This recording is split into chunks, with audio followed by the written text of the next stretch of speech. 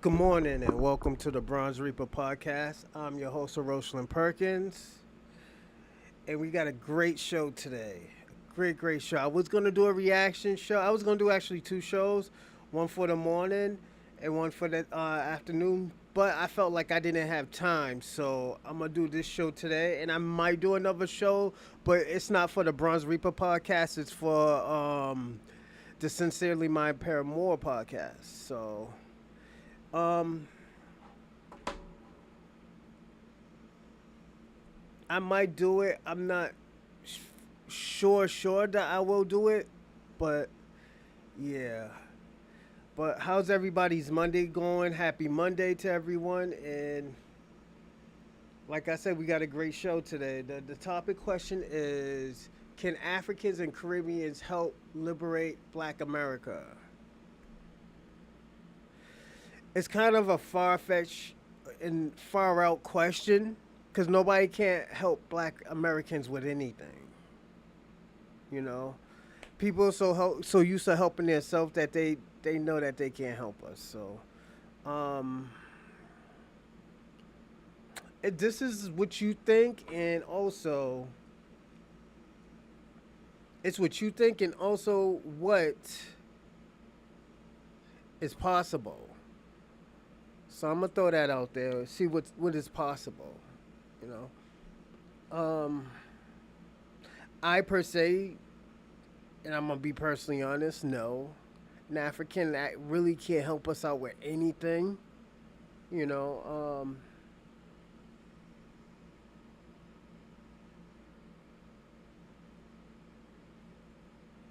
and the reason why is we were all raised differently. Black Americans was raised differently, so definitely it's gonna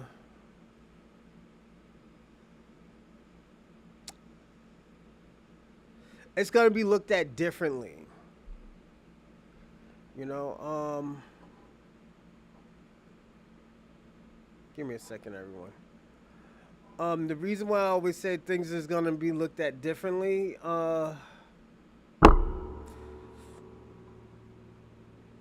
was because Black Americans has been doing it by ourselves forever. So them trying to do something, I don't think it can help. You know, and plus they're not even on allied up with us. So that's another thing. Who is this? Give me a second.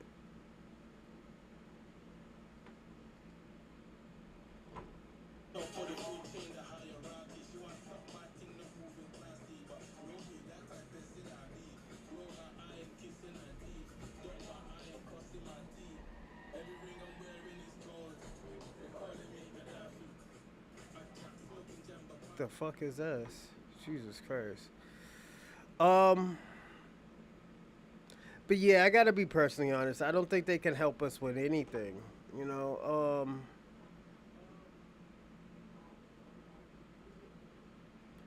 sorry, I got the main light on. Give me a second. I'll turn it off too.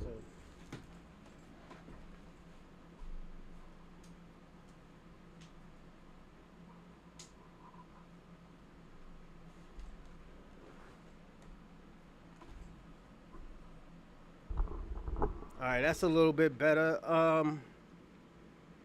But yeah, like I was saying, I don't think anybody can help us with anything. Um, and it's not to be, disparaging or say, oh, you know, to shit on them or do whatnot. It's just they can't help us. They can't even help themselves. So like, why would we listen to somebody? It's like listening to a crackhead, and the only thing a person knows how to do is smoke crack, and he's giving you drug advice, or he's telling you stop smoking cigarettes, and he smoked crack. You know, it's one of those type of situations. And like I said, I'm not beating up on the black diaspora or Pan Africanism and stuff. It's just they can't help us. Help us do what? If I wanted to learn how to get away or flee, yeah, I'll ask them, you know, and it's understandable. It's just, like I said, they can't help us do anything, you know? And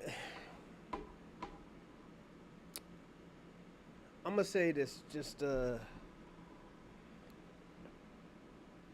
to understand. Like, yeah, we do have great people in the black diaspora. Hold on. Yeah, we do have great people in the black diaspora, but at the end of the day, being great at the black diaspora and not policing your people is two different things. You know, like if a black American's does something, everybody's on that motherfucker's black bumper, from Africans to black Americans, and we don't need no African telling us, "Oh yeah, this is wrong." But when we look at other people where um we could look at other people where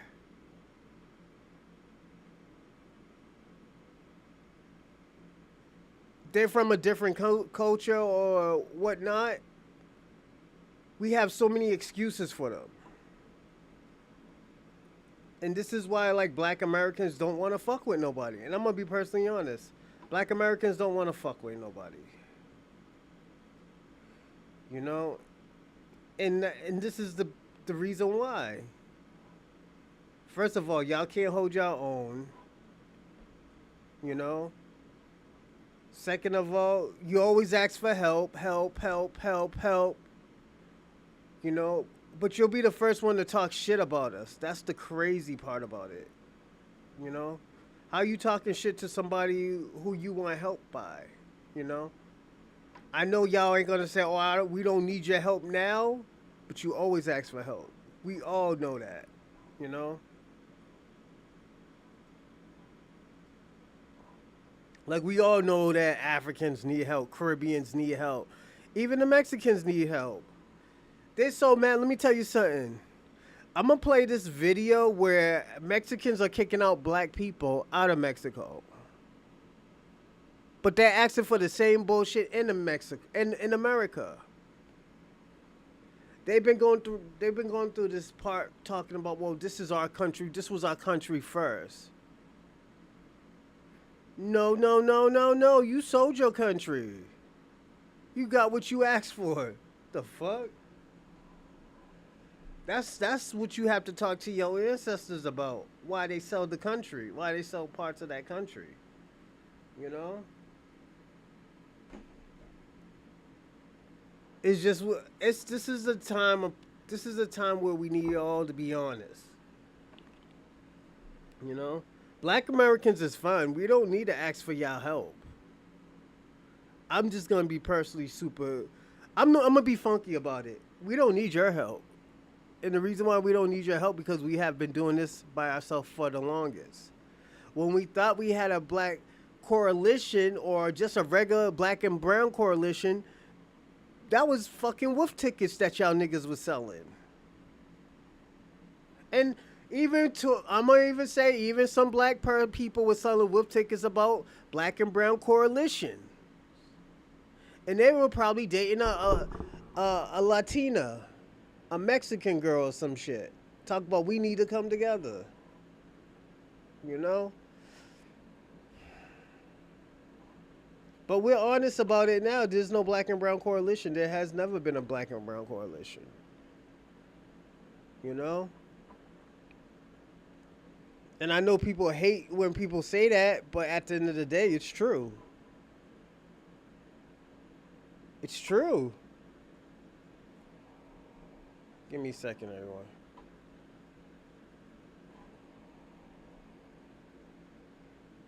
You know, it's just we can't keep on doing this to ourselves anymore. Like I'm gonna be personally honest when I say this.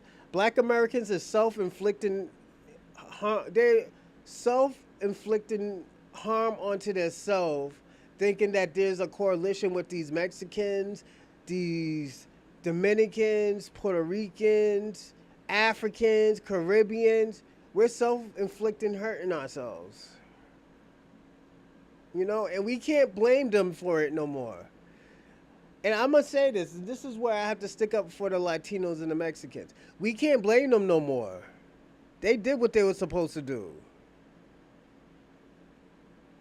Now they try to hide. The only thing I can blame them for, and I'm gonna point my finger at them, is y'all talk about all this solidarity and all of this coming together.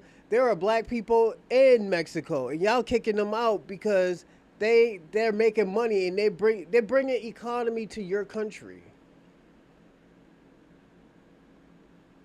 and y'all are not. So y'all are mad at them because of that. You can't be mad at them for bringing economy to the city in the country. Y'all wasn't doing it. Y'all leaving the country and going to America. And put it this way, y'all don't even pay taxes. Most of y'all don't even pay taxes that are undocumented. All y'all do is reap the benefits. With us, we had to go through a whole through process of living in Mexico. We can't live off the system. So that means we cannot get high off the hog. That's what it means. You come here, get high off the hog, talk crazy about America, wave your tribalistic flags, and this shit happens. Them niggas want you out of here.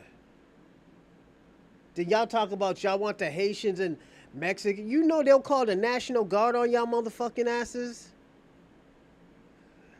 I went to the Essence Fest this weekend. The Africans have ruined it. Pan-Africans is trying to destroy black American culture. Yeah, yo, we're going to talk about that too. Thank you, EL. Thank you. We're going to talk about that. We got to. You know what? I'm going to look something up for the Essence.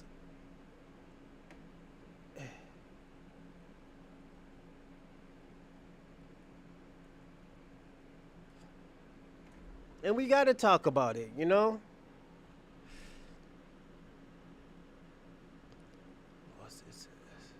Has Essence Fest lost its essence? Low turnouts. Ooh. Oh my God. They said Lauryn Hill's embarrassed at Essence Fest. The empty crowd performance. Jesus Christ.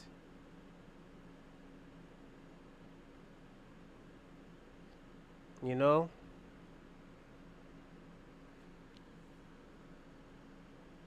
Oh yeah, we're gonna talk about this. Oh yeah, we're gonna get busy. We're getting busy today, man. I'm gonna say that because you know what? They should. I know Lauryn Hill's Haitian, but they should have never done that queen like that. As much as she gave back to R&B and she went crazy because messing with one of those fucking Jamaicans, she went fucking crazy with her and her fertile ass. Which Bob Marley she was fucking with and went crazy with. We gotta be personally honest with that.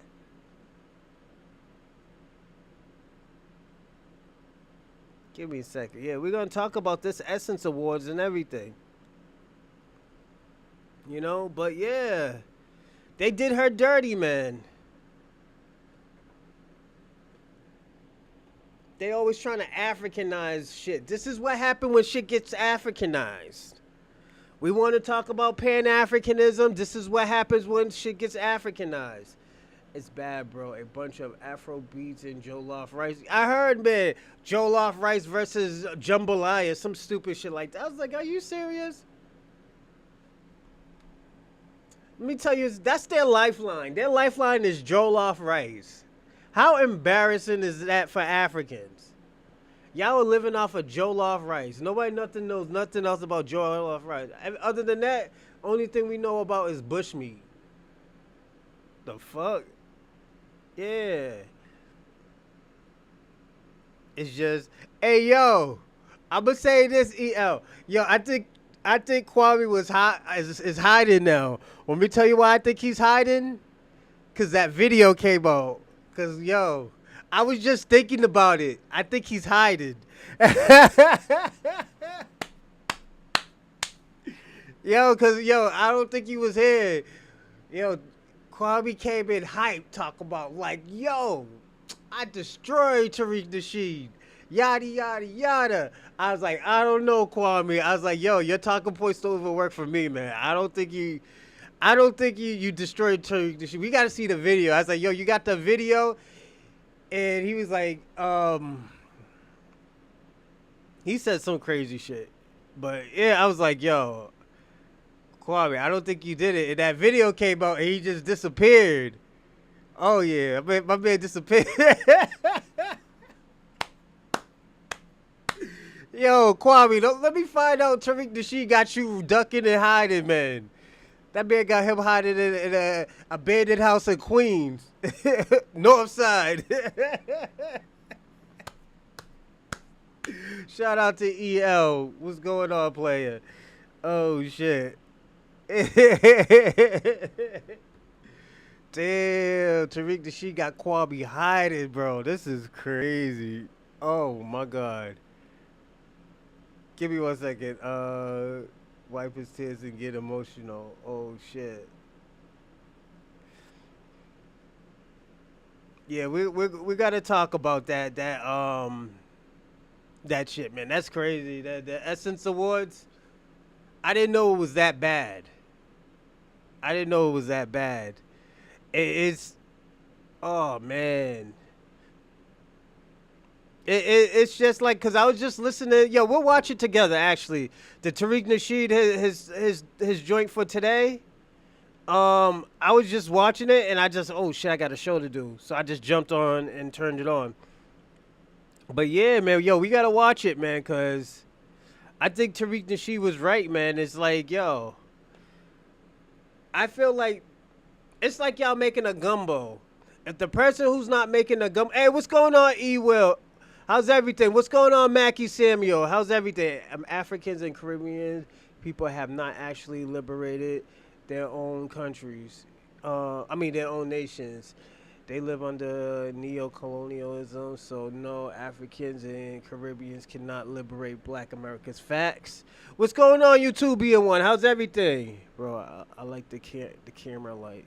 Oh, thanks. So I got the big light up here. You know, people usually got the little small joint. I got the big joint. So this is when I was doing like a little bit of not social media, but short filming. So it's a short filming light, but it's up in the air. It's like taller than me actually. I'm 5'11", so the shit's like 6'2" right now.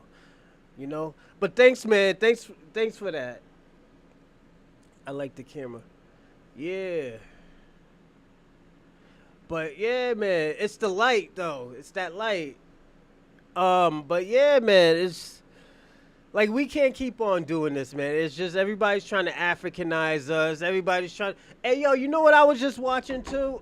Get On Up with about James Brown, and I think like don't get me wrong with Chadwick Bronson or something like that. But that man, all jokes aside, he shouldn't be playing James Brown. James Brown is the man, you know. But yeah, man, I was like, damn, what I think they set Chadwick Bronson up for a failure. And what these people do, we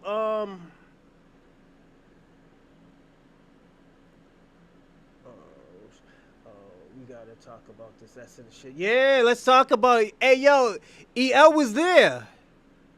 EL was there. Tucker Carlson had Tariq running and hiding. You are sitting here sounding like a black Ku Klux Klan. Pan Africanism is a beautiful growing. Y'all been growing since the 1900s. That shit ain't getting no bigger. I'm sorry, Shabaka. That shit ain't getting no bigger, my friend. You my nigga, but that shit ain't growing, man. Pan Africanism is just wolf tickets. It really is. It's just wolf tickets. It's just telling us, oh, let's leave everything we built and start over in the shitty ass country. We're talking about a class that a dirty what is it? A third world class that we have never ever in a million years ever been in. We are not you, Shabaka. All these people are gonna come back over here when they find out there is no running water, there is no toilets, there is no what is it? Jambalaya and all this other stuff. Once they find out there's no more like black American food and culture food, like black American culture food, motherfuckers is coming back. Shabaka, once you find out there ain't no more no candy yams and macaroni and cheese, your ass is gonna be back here. You might know how to make it, but you're not gonna want to make it all the time. You're gonna want to taste somebody else's different macaroni and cheese. Once you see a giraffe head coming out the soup and stuff, you be like, yo, fuck this, I'm out of here. I'm out of here. What the fuck is a giraffe head doing in the soup? We are not studying these damn Africans. Go build your own country, your own country. Shout out to Tamerica. If I said it right, I hope I said it right. Your bro. Yeah, that is true. I believe you right there. You know, they want us to build their country. You know? Like, let me tell you something, and I'm going to say this, I'm going to be the first one to say it, and I'm probably not the first one to say it, but I'm going to be the first one to say it on this. That the Mexicans is looking bad, man. They're looking bad right now. They're trying to get black Americans deported from their country. People who built businesses in Mexico so they can, you know, have food, survive, have companies, have a stronger corporations there. They're trying to kick them out. Shout out to you, anyways, to America. And DJ Biggs, what's going on, man? Shout out to you. Caribbeans got a Pan-Caribbean going on, which only benefits Caribbeans. Pan-Africans do not even fight for black Americans. Pan-Africans and Pan-Caribbeans didn't get their boots on the ground with Haitians. Facts. It's true. Sorry, do you know how silly you sound? I'm no nigga, and the people your slave, your slave masters deport are being accepted in. All right, well, let them go there. Let them go there. Well, Shabaka, I cook my own food. Yeah, I'll eat out sometimes, but I usually cook my own food. You know, my children. I don't even let my children mother cook my food. I cook my own food. You know, so I don't have that type of problem. And you talking about all this cancer and all this other stuff? Y'all can't even grow no food in Africa. That's why y'all not surviving. The fuck? Let me tell you something. When people down south say they're poor, they got a whole bunch of food in their house. When people say they're poor in Africa, they have nothing. Yeah, nothing. So we can't compare Africa to black Americans. Black Americans don't like to eat off of people like that anyways. So what you doing, what was it? Burkina Faso? Yeah, y'all eat that giraffe head. I'm not eating it. It's just I'm not. You can't get mad at us because we don't want to help you build your country, Shabaka. Let me tell you something. Why aren't you saying this shit to your peoples? Like, yo, come back home and build your country. Huh? Stop sweeping buildings and come back home and build your country. Fight for your brothers and sisters. We never hear y'all say shit about y'all peoples building anything. Like, let's personally be honest, Shabaka. Hold on.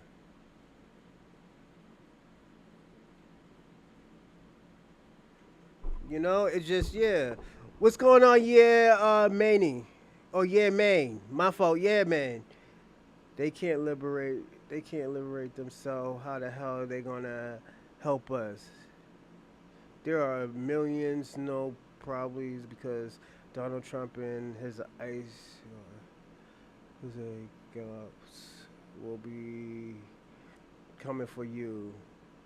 Millions of Africans in America are homeless and starving. Africans are my people worldwide. Let me tell you something. We're not starving in America. You know why? We could go to a homeless shelter. Even though they taking y'all out the homeless shelter, they were taking y'all out the homeless shelter because at the end of the day, y'all was doing too much. Y'all was doing worse shit than crackheads were doing. Like y'all motherfuckers was pooping in the streets, shooting jizz on people and stuff. Like y'all was killing people's cats and dogs. Come on, man. You know, I think y'all need to do. Honestly, I really do think y'all need to go back home and fix that country. Y'all don't even want us in your country.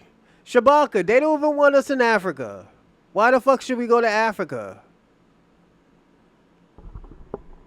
What am I gonna say? Oh, this country is mine as much as it's yours? No, keep the fucking country. You know what? Y'all built as much as y'all can in that country. You know? That's it.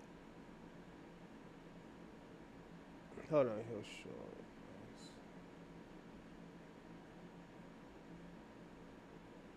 Damn, Tyrone Muhammad. Yo, it's so bad. Yo, the Pan African community is trying to get y'all out of getting these Africans and these Caribbean and these Latinos out of America. Your King Kong of consciousness is trying to get these motherfuckers out of here. He turned on y'all niggas. Dr. Umar turned on y'all. Dr. Umar woke up and smelled the fucking coffee. He did. He woke up and said, like, yo, we can't keep on helping these motherfuckers and they don't even like us. Why the fuck am I helping them?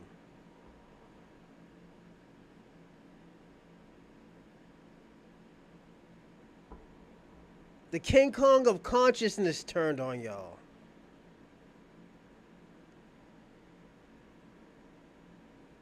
So who's ashamed? I'm ashamed or the Pan-African movements is ashamed? They're trying to get y'all out of this fucking country. Pick up a damn book. Think outside of what to... Think outside of these books. These books that's right here. These are not for show. I have read these books. Well, most of them, yeah. You know, I think I want to read The Jungle next, though.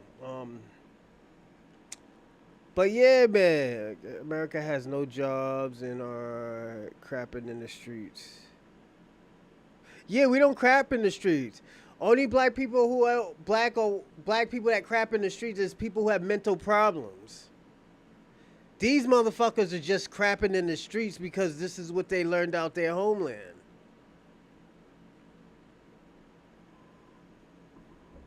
Won't you be a sanitation worker and clean the crap off the streets anyway, Shabaka? You have so many, you have so many things that you want to say and point your finger, but you have no solution. Your solution is going back to Africa. The fuck? Who wants to go to Africa? Not even Africans don't want to be in Africa. They know that. I'm just being personally honest, Shabaka. They don't even want to be in Africa. If they think they're going to go back to Africa, you know what they're going to do? They're going to run to England or Canada. We don't want to hear that, Shabaka. And I'm going to be personally honest.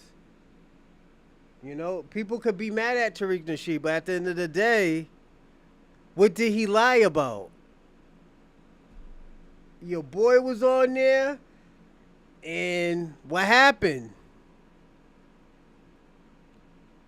Things got exposed. Things got, like, put out that should have been put out. You know, it just... Shit happens, man. Uh, you know nothing about Pan Africanism. Dr. Umar is no prince of anything. He's a prince of consciousness. That's what he been yelling for the last 20, 25 years, and y'all did not say shit. When he made y'all look famous and everybody was going back to the red, yellow, and green, everybody was wearing the dashikis and the kufis. Y'all was loving the shit. Everybody was making money in the Pan African community. Everybody was going to his lections and stuff.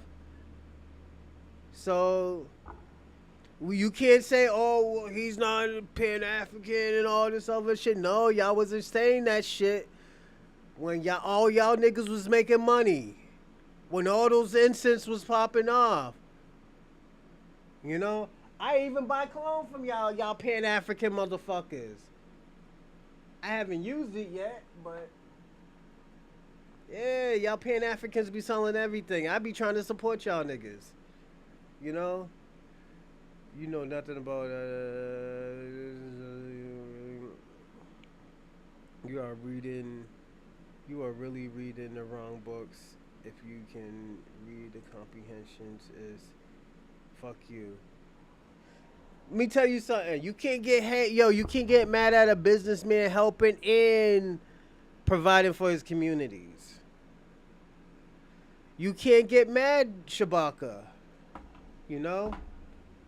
I'm just being personally honest. You can't hate on Tariq Nasheed because of that. And yes, you are a hater. It's alright. You know?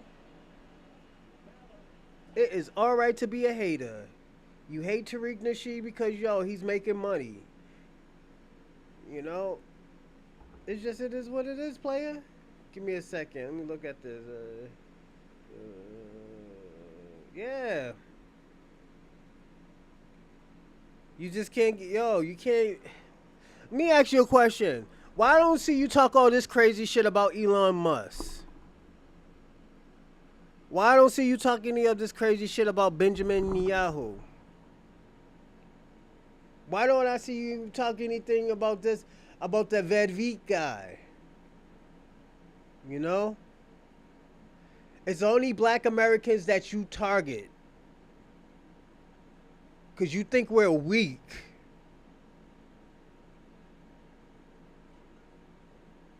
Oh, salute Charlie Shaw. How's everything? Happy Monday.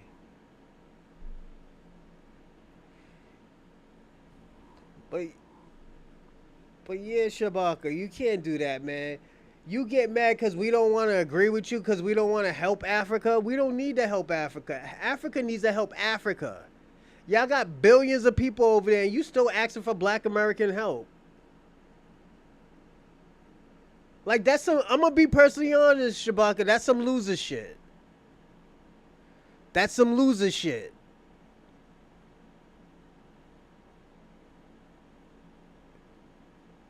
Your foundation is built out of losers, you know? Shabaka, then if Africans are starving, they should go home. Yeah. Absolutely.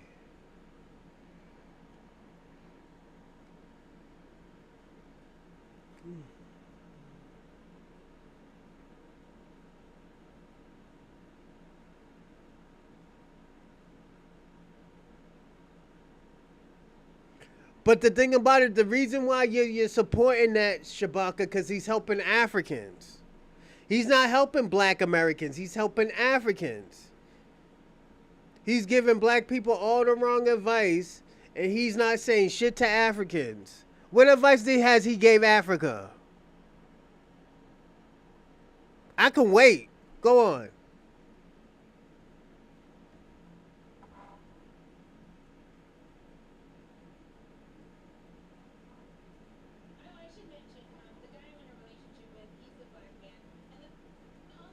Give me a second.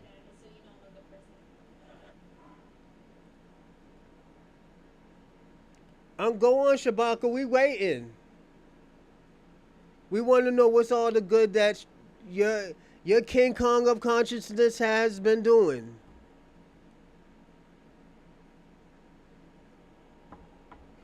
I gotta be personally honest. You gotta look at it, Shabaka. People are tired of Pan Africans. The Sarah Garveys and the Dr. Umars and all the was it the Brandons? Motherfuckers is tired of those type of people.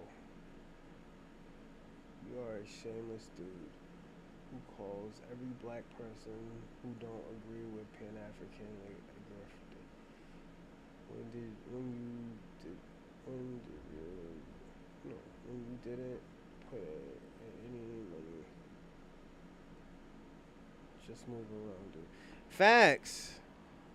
Shabaka needs to, man. It's just we can't keep on doing this with the Pan Africans. Pan Africans sell wolf tickets. They don't even sell real tickets. This motherfucker was talking about having a debate with fucking Fat Joe and fucking Lord Jamar because Lord Jamar said it came from black Americans. Like, nigga, we know nothing about fucking Africa. We know nothing about Africa. It's just, it is what it is. Shout out to Charlie. Charlie Shaw, she's right. Pan African movement needs to move over. They did what they could do, and that's nothing. But you know, the fuck. Like, why we? This is what I'm saying, Shabaka. And everybody, if anybody's new here, for the first hour, 45 minutes, we usually just talk. You just go crazy in the stream chat, in the live chat, and I just answer the questions. And I'll just talk with you just for the first hour. So if it's like 1,000, I'll talk. Y'all told us we were ratchet, needed to find our baby dads and to get our hormones together. So that's 100 exactly what we were doing. Facts. And when we say this, watch this, Tamerica. When I do the same thing, you know what they say? I'm xenophobic. They say I'm xenophobic because I said the same thing that they said. That's crazy. That is crazy. They get mad at us because we said the same thing that they said.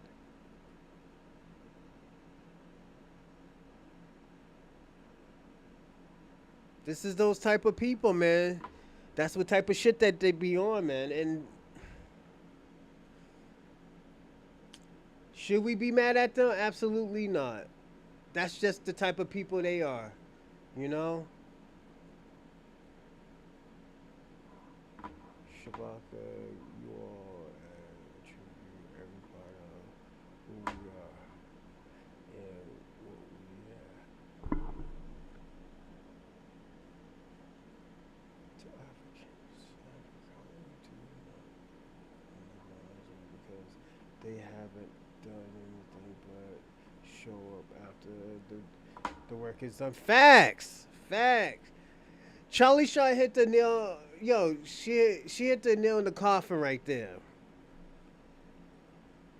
Only time these Africans fucking came is when everything was done. They had their plate in their fork. A lot of even Caribbeans too. They just had a plate and a fork. You know nothing about Africa, and that's your problem. I don't need to know anything about Africa. I know enough about Africa. I know not to go there. I know to be careful when it comes to money.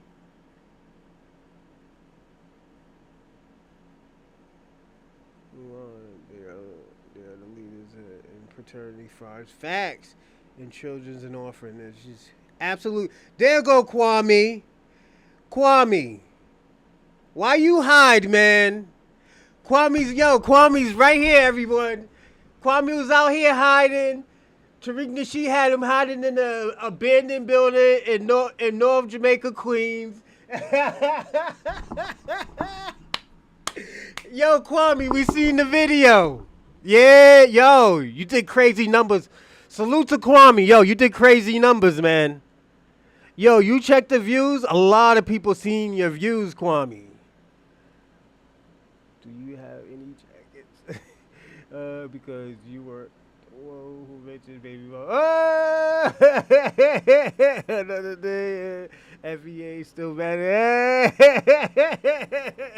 Yo, Kwame, was I? yo, yo, E. Will, he was hiding. He found out Tariq Nasheed was in New York, so he was hiding in a little trap house in Jamaica, Queens, because he heard Tariq Nasheed was looking for him.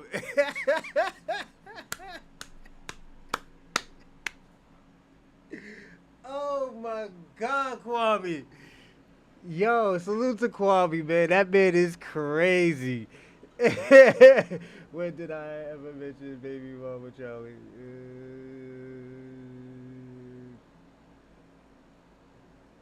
Let's see. Colin, do you have any jackets? Because you are the one. I think she was. I think Charlie was talking about Shabaka.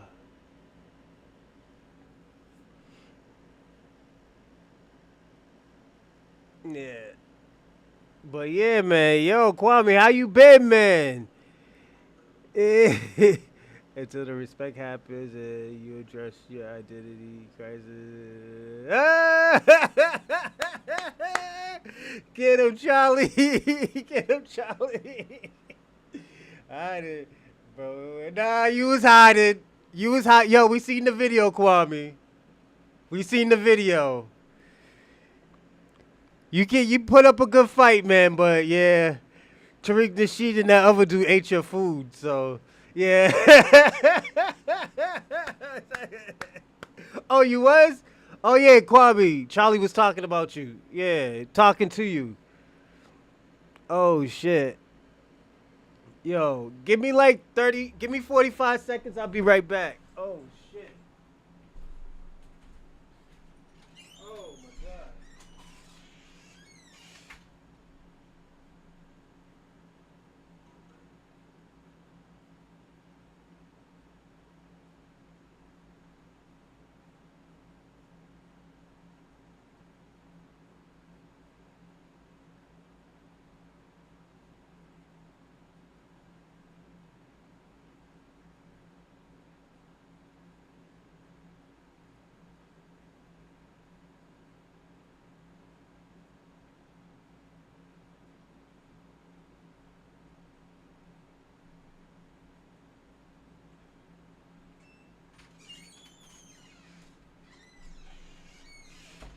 All right, I'm back. Yeah, Kwame, it was crazy, man. Oh man, yo, big up to you. We see the video. Yeah, we did a whole podcast on you, Kwame. Yo, we was up. I think. Hey, Charlie, how long we stayed up doing that podcast? E will too. How long? It was like 6 hours, 5, 6 hours. Yeah, Kwame. That shit was crazy. Oh my God, Kwame, you did great. Tariq's fast talking pep. Kwame, you have nothing to be ashamed of. Nah, he did give you an ass whooping of the century. I'm not even gonna lie. Yo, and that other dude, he was like, "Yo, Kwame, I want to ask you one thing." Oh my God, that self queen shit. Yeah. That shit was funny. I got yo Kwame. That shit was funny. Yo, you gotta go back on the Tariq Nasheed show again, man, and ask some more questions, bro. That shit was fun. Yo, Kwame, I'm being honest. Yo, I'm being so serious. You gotta go back up there. That shit was funny. What did I lose on? You lost on everything, my man. You lost on everything. You could have had him on the ropes a few times, but you keep changing questions. I tell you about that all the time. I was like, Kwame, don't change questions. When you talk about one thing, you need to stay on that one thing. You didn't stay on one thing. You was everywhere like like bird shit, man. Yeah. That's why he ate your food. You know? How, so yes, he asked more questions than he had statements. Yeah. Cause I told you about that. Was it how many? Let me tell you one thing, Kwame. How many times I told you about that Stokely Carmichael shit? I told you gotta stop doing that. Cause Stokely Carmichael did not really do a lot. He was a grifter. I told you that dozens of times, man. And you, yo, when I know he lost on topics, I swear. No, no, you didn't. You didn't know he lost, and he didn't lose. It's just yo. He he would have had to put out more information on what he said. That's the only thing. He didn't lose. He's technically correct. It's just he put out more info. He gave you more info. Hold on one second. Shout out to David Johnson. Y'all can't liberate yourselves. Oh shit. How can Okay, David Johnson. Shout out to you, player. It's just yo, you could have did it. You just got to stay on a few questions. This is what's so dope about debates, Kwame. With debates, you talk about a certain thing, then you stay on that certain things about the debates. Say if we're talking about he couldn't defend black people being native. No, we are natives. I've been told you that. I told you like yo, only 4% of black Americans, I mean Africans came to America on the slave trade. I proved it. I showed you and we even did we seen a documentary on it. So it's just that's already debunked. It's just you don't want to accept the answer. He couldn't defend how the Bloods was started by OG. What's his name? OG Mac from California. You know, his name I think was like OG Mac. You know, and the thing about it, what made it look worse on you, Kwame, there was like two or three people telling you the same thing about Bloods. It wasn't like, oh yeah, the shower posse was helping. That's why I always tell you all the time, the shower posse, they were big in New York, but in Massachusetts it's different. Even with the dude God. God was getting busy out here in Boston, but yo, they were still knocking him down. Is he? Nah, hold on, let me see. Give me a second.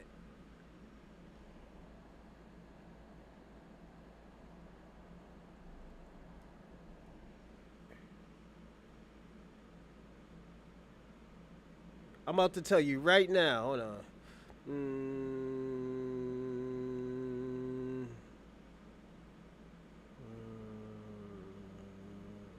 this become responsible.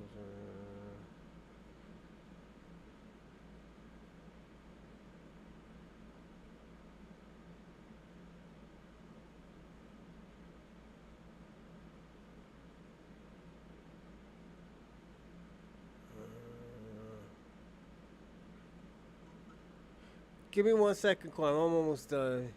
He was on.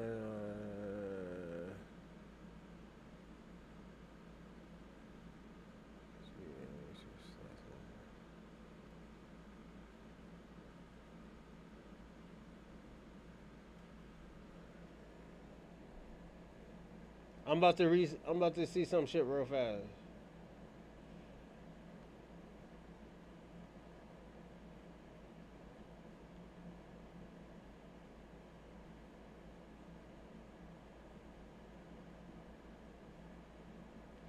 Hold up.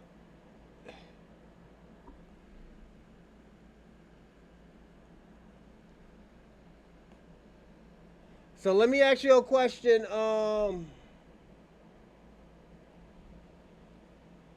Who is Leonard McKenzie? Kwame, who's Leonard McKenzie?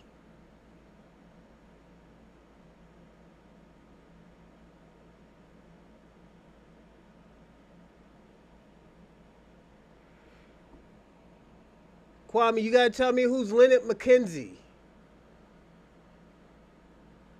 Watch this, everybody. They called him Leonard Deadeye McKenzie. Who is that? You are right, but you are wrong. Yeah, I know. I want to talk about it. So that shit came from California. The guy who created, um, was it the United Bloods was called Leonard McKenzie. He's the guy who started the Bloods in New York. What's his name was just a co-founder. He was like the face of it. OG Mac was just the face of it. And yes, you are right. OG Mac is from New York. New York, New York. But he didn't start it. He was just the face of it. Yeah. So y'all was talking on shit that y'all don't even know. But like he said, Tariq, that she was right. The Blood started in L.A. That guy who came over there was was from New York. They said it went from L.A. to New York, and at the time, that dude was right. It's like that was the shit that was the shit that was that was out here. That's the shit that everybody was doing. Even niggas in Boston was doing the Bloods and Crips, but you get laughed off the street because it's Boston. The fuck? You ain't from California and they'll slap you and you just walk down the street and motherfuckers laugh at you. Yeah, it's not that serious. In Boston, probably in Lowell and Lawrence and stuff, because some of those Cambodians come from the L.A. area. They probably on their third strike and just came to L.A. This is why Cambodia is the second largest in Massachusetts. Well, population of Cambodians is that's the second largest is Massachusetts. Never said the Bloods didn't start in LA. Listen to the key, bro. I said I'm saying the reason why I started was because the dude from LA. And it wasn't until like, oh, yo, we need to reunite and stuff like that. It's just, motherfuckers was probably, this is why I'm just guessing. Because I don't do that blood and crip shit, so I'm already disqualified. But I will give you hypotheticals. I know you like hypotheticals, Kwame. Motherfuckers was tired of these motherfuckers probably coming out of pocket, the Latin Kings coming out of pocket, and these motherfuckers like, yo, let's just beat them down. Because there was already already beating niggas down that was a part of the LA, it was a Latin Kings. Them niggas was getting beat down in prison. So we can't say that. Mark my words, Donald Trump will send his ICE guapos after black. Oh, where they gonna send us to? Fucking Zimbabwe? The fuck? Nigga, they can't send us nowhere. We you high? First of all, we're American citizens. Second of all, even if we was American citizens, where were they gonna send us at? That shit. Most people don't even got Kwame. Kwame Shabaka. Most people don't even have. You are crazy for even bringing it up. Thank you, Charlie. You are right about that. I just read what you said, and he will hold up before I say what I say. He carried himself. At least he wasn't drunk like most of those people. Yeah, facts. Yeah, at least you wasn't drunk, Kwame. It's just you got to stay on certain topics. That's what's the whole thing about debating, proving that you're right. You really didn't prove that you was right. Like Kings was all. No, that's not true, Kwame. You can't say that, man. You know how many people were out here? You had God out here fucking killing people. You had what's my man's name? Larry Davis out here shooting drug dealers and shit. And Puerto Ricans and Dominicans were drug dealers. This man was out here shooting people. Yo, you crazy? You had Alpo out here. You had niggas from DC out here in New York. Yo, come on, Kwame. You can't say that. You sound crazy. Maybe you were scared, I'm just saying. Black Americans really didn't. Black Americans was gonna put hands on you and stuff. It's just like, yeah, they had their own schools and stuff, and if they were the majority, yeah, they're gonna put their hands on you. You can't go. I know I want to talk This is a decision in the debate. Facts, E Will. See, yo, E Will is schooling you. Yo, Kwame, don't take this as us laughing at you. We're critiquing what you did. This is why we wish you was on that show so we can hear what you. We want to hear your explanation of what happened. Cause we could play it back on the show if you want me to. We could play it here and you could tell me where you won at, where you didn't win at. I can do that right now. Or we can do a update show when you do another one with Tariq Nasheed. Just go back on there. He did the same thing. Ask me about my tweets. Yeah, man. Yo, that's the thing. He has to pull those shits out. I want to see Kwame win for real.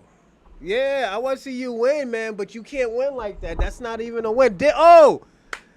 Then we found another video on you, Kwame. We found another video on you. Yo, you out here in these streets, actually.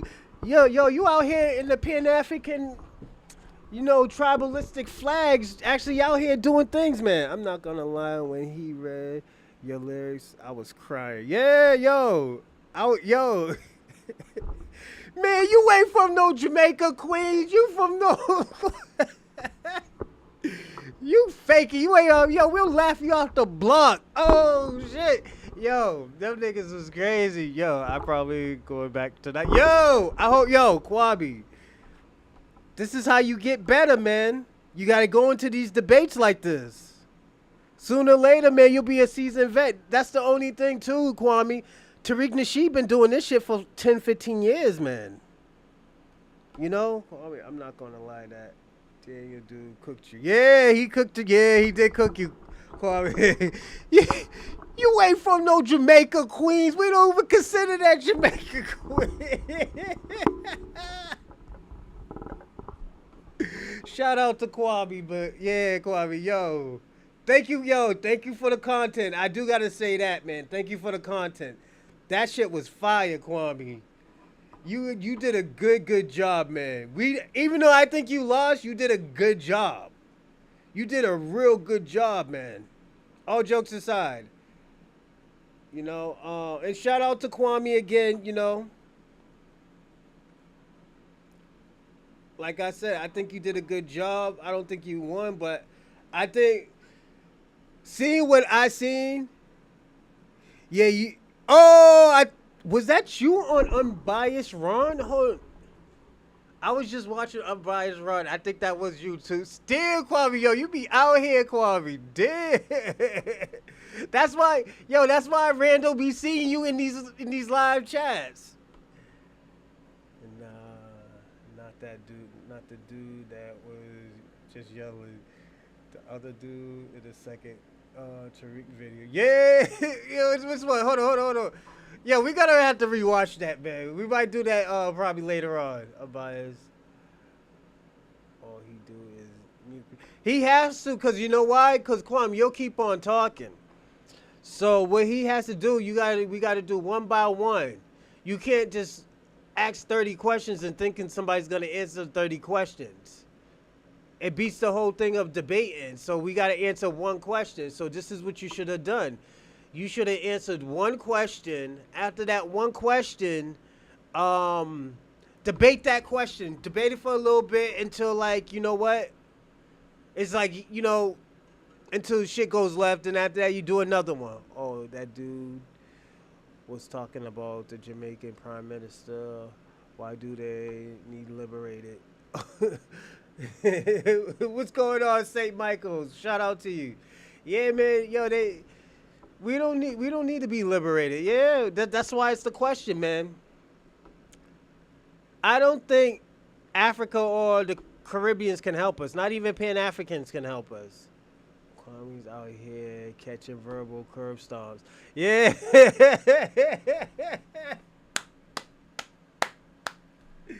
Yo, Kwame's out here. Yeah, Charlie Shaw. Yeah, he's out here wilding out.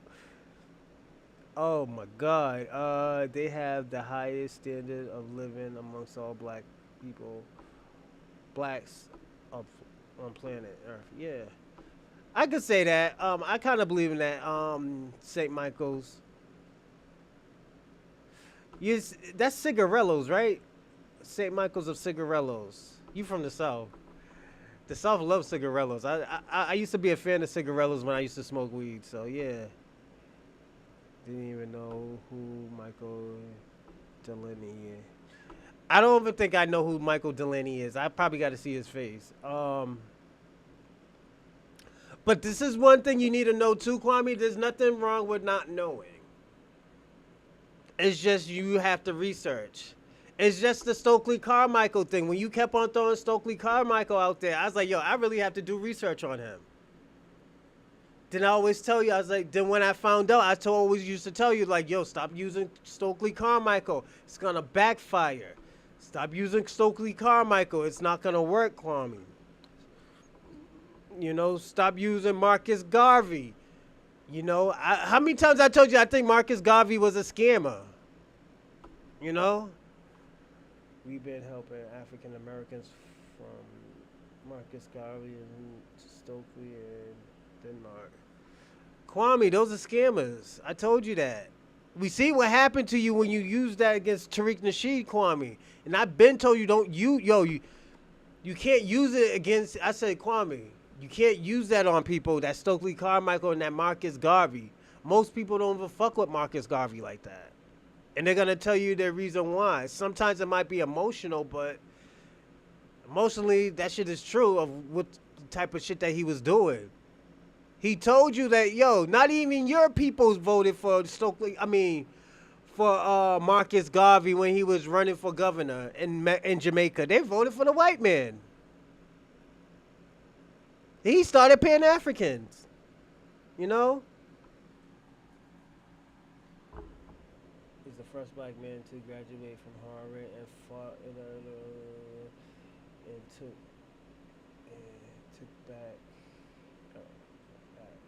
took black Americans back to Africa. The term Africans.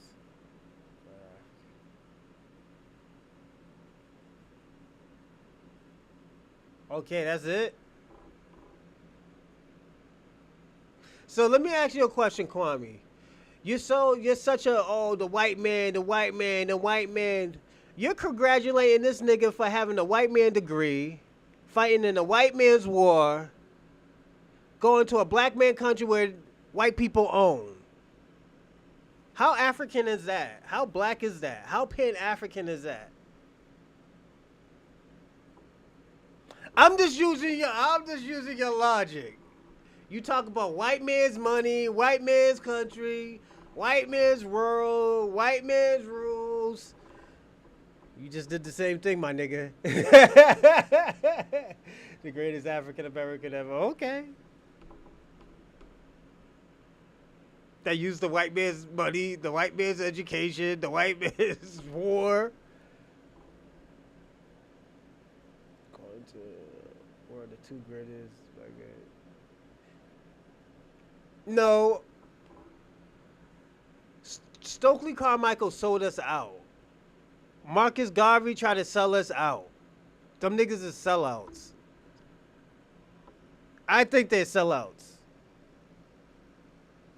He's an African American. He was not. He was a Negro.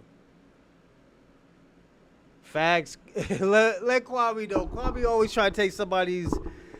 Oh, Kwame, you're wildin'. But you know what? Everybody, let's get to the first video. Kwame might appreciate this video. So, I did this one for you, Kwame.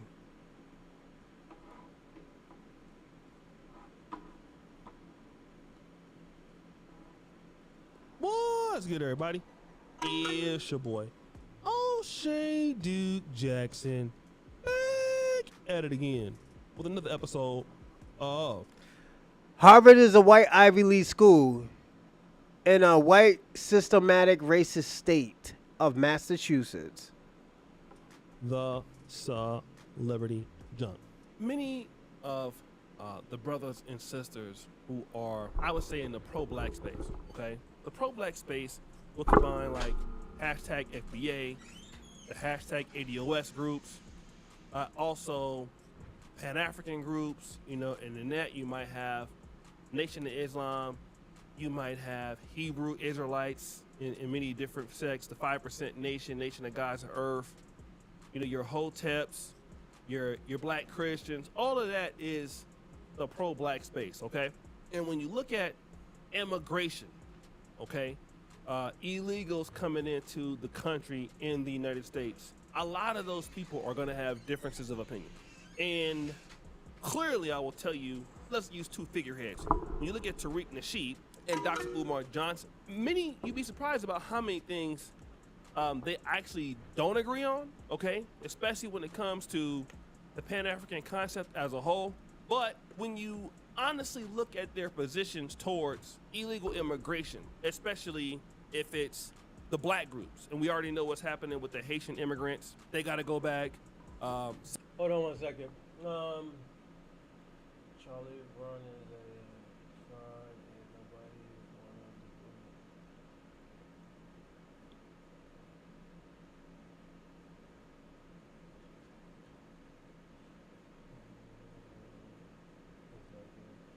all these people for a second generation after being homeless they become in squad. Yeah, man, that's what it is, Kwame. Y'all are technically being squatters of the state, you know, of the country. Y'all are squatters. When it's time to go, it's time to go, and y'all not trying to leave. So yeah, you could look at them as squatters. Yeah, he's a Pan-African. September 2nd, according to Trump. But I want you to hear what position that Dr. Umar took on illegal immigration. This is what the Prince of Pan-Africanism, Dr. Umar, had to say about deportations and immigration. Check this out. Here is my position on the migrant crisis and the migrant protests that are sweeping the country. No group has ever come to America to help Black people. No group has ever helped Black people. Latinos never said we're going to help Black people as a community. Hold up, hold on. What's going on? Hold on. Is this guy Pan-African? Hold on, let's start that from the beginning. Hold up. Shabaka, Kwame, you got some explaining to do. And immigration. Check this out. Here is my position on the migrant crisis and the migrant protests that are sweeping the country. No group has ever come to America to help Black people. No group has ever helped Black people. Latinos never said we're going to help Black people as a community. They come here to replace us. And most of them align themselves with the white power structure against African people. With that being said, I do not support Black people getting involved in the migrant protests. That is not our fight. Dr. Umar participating?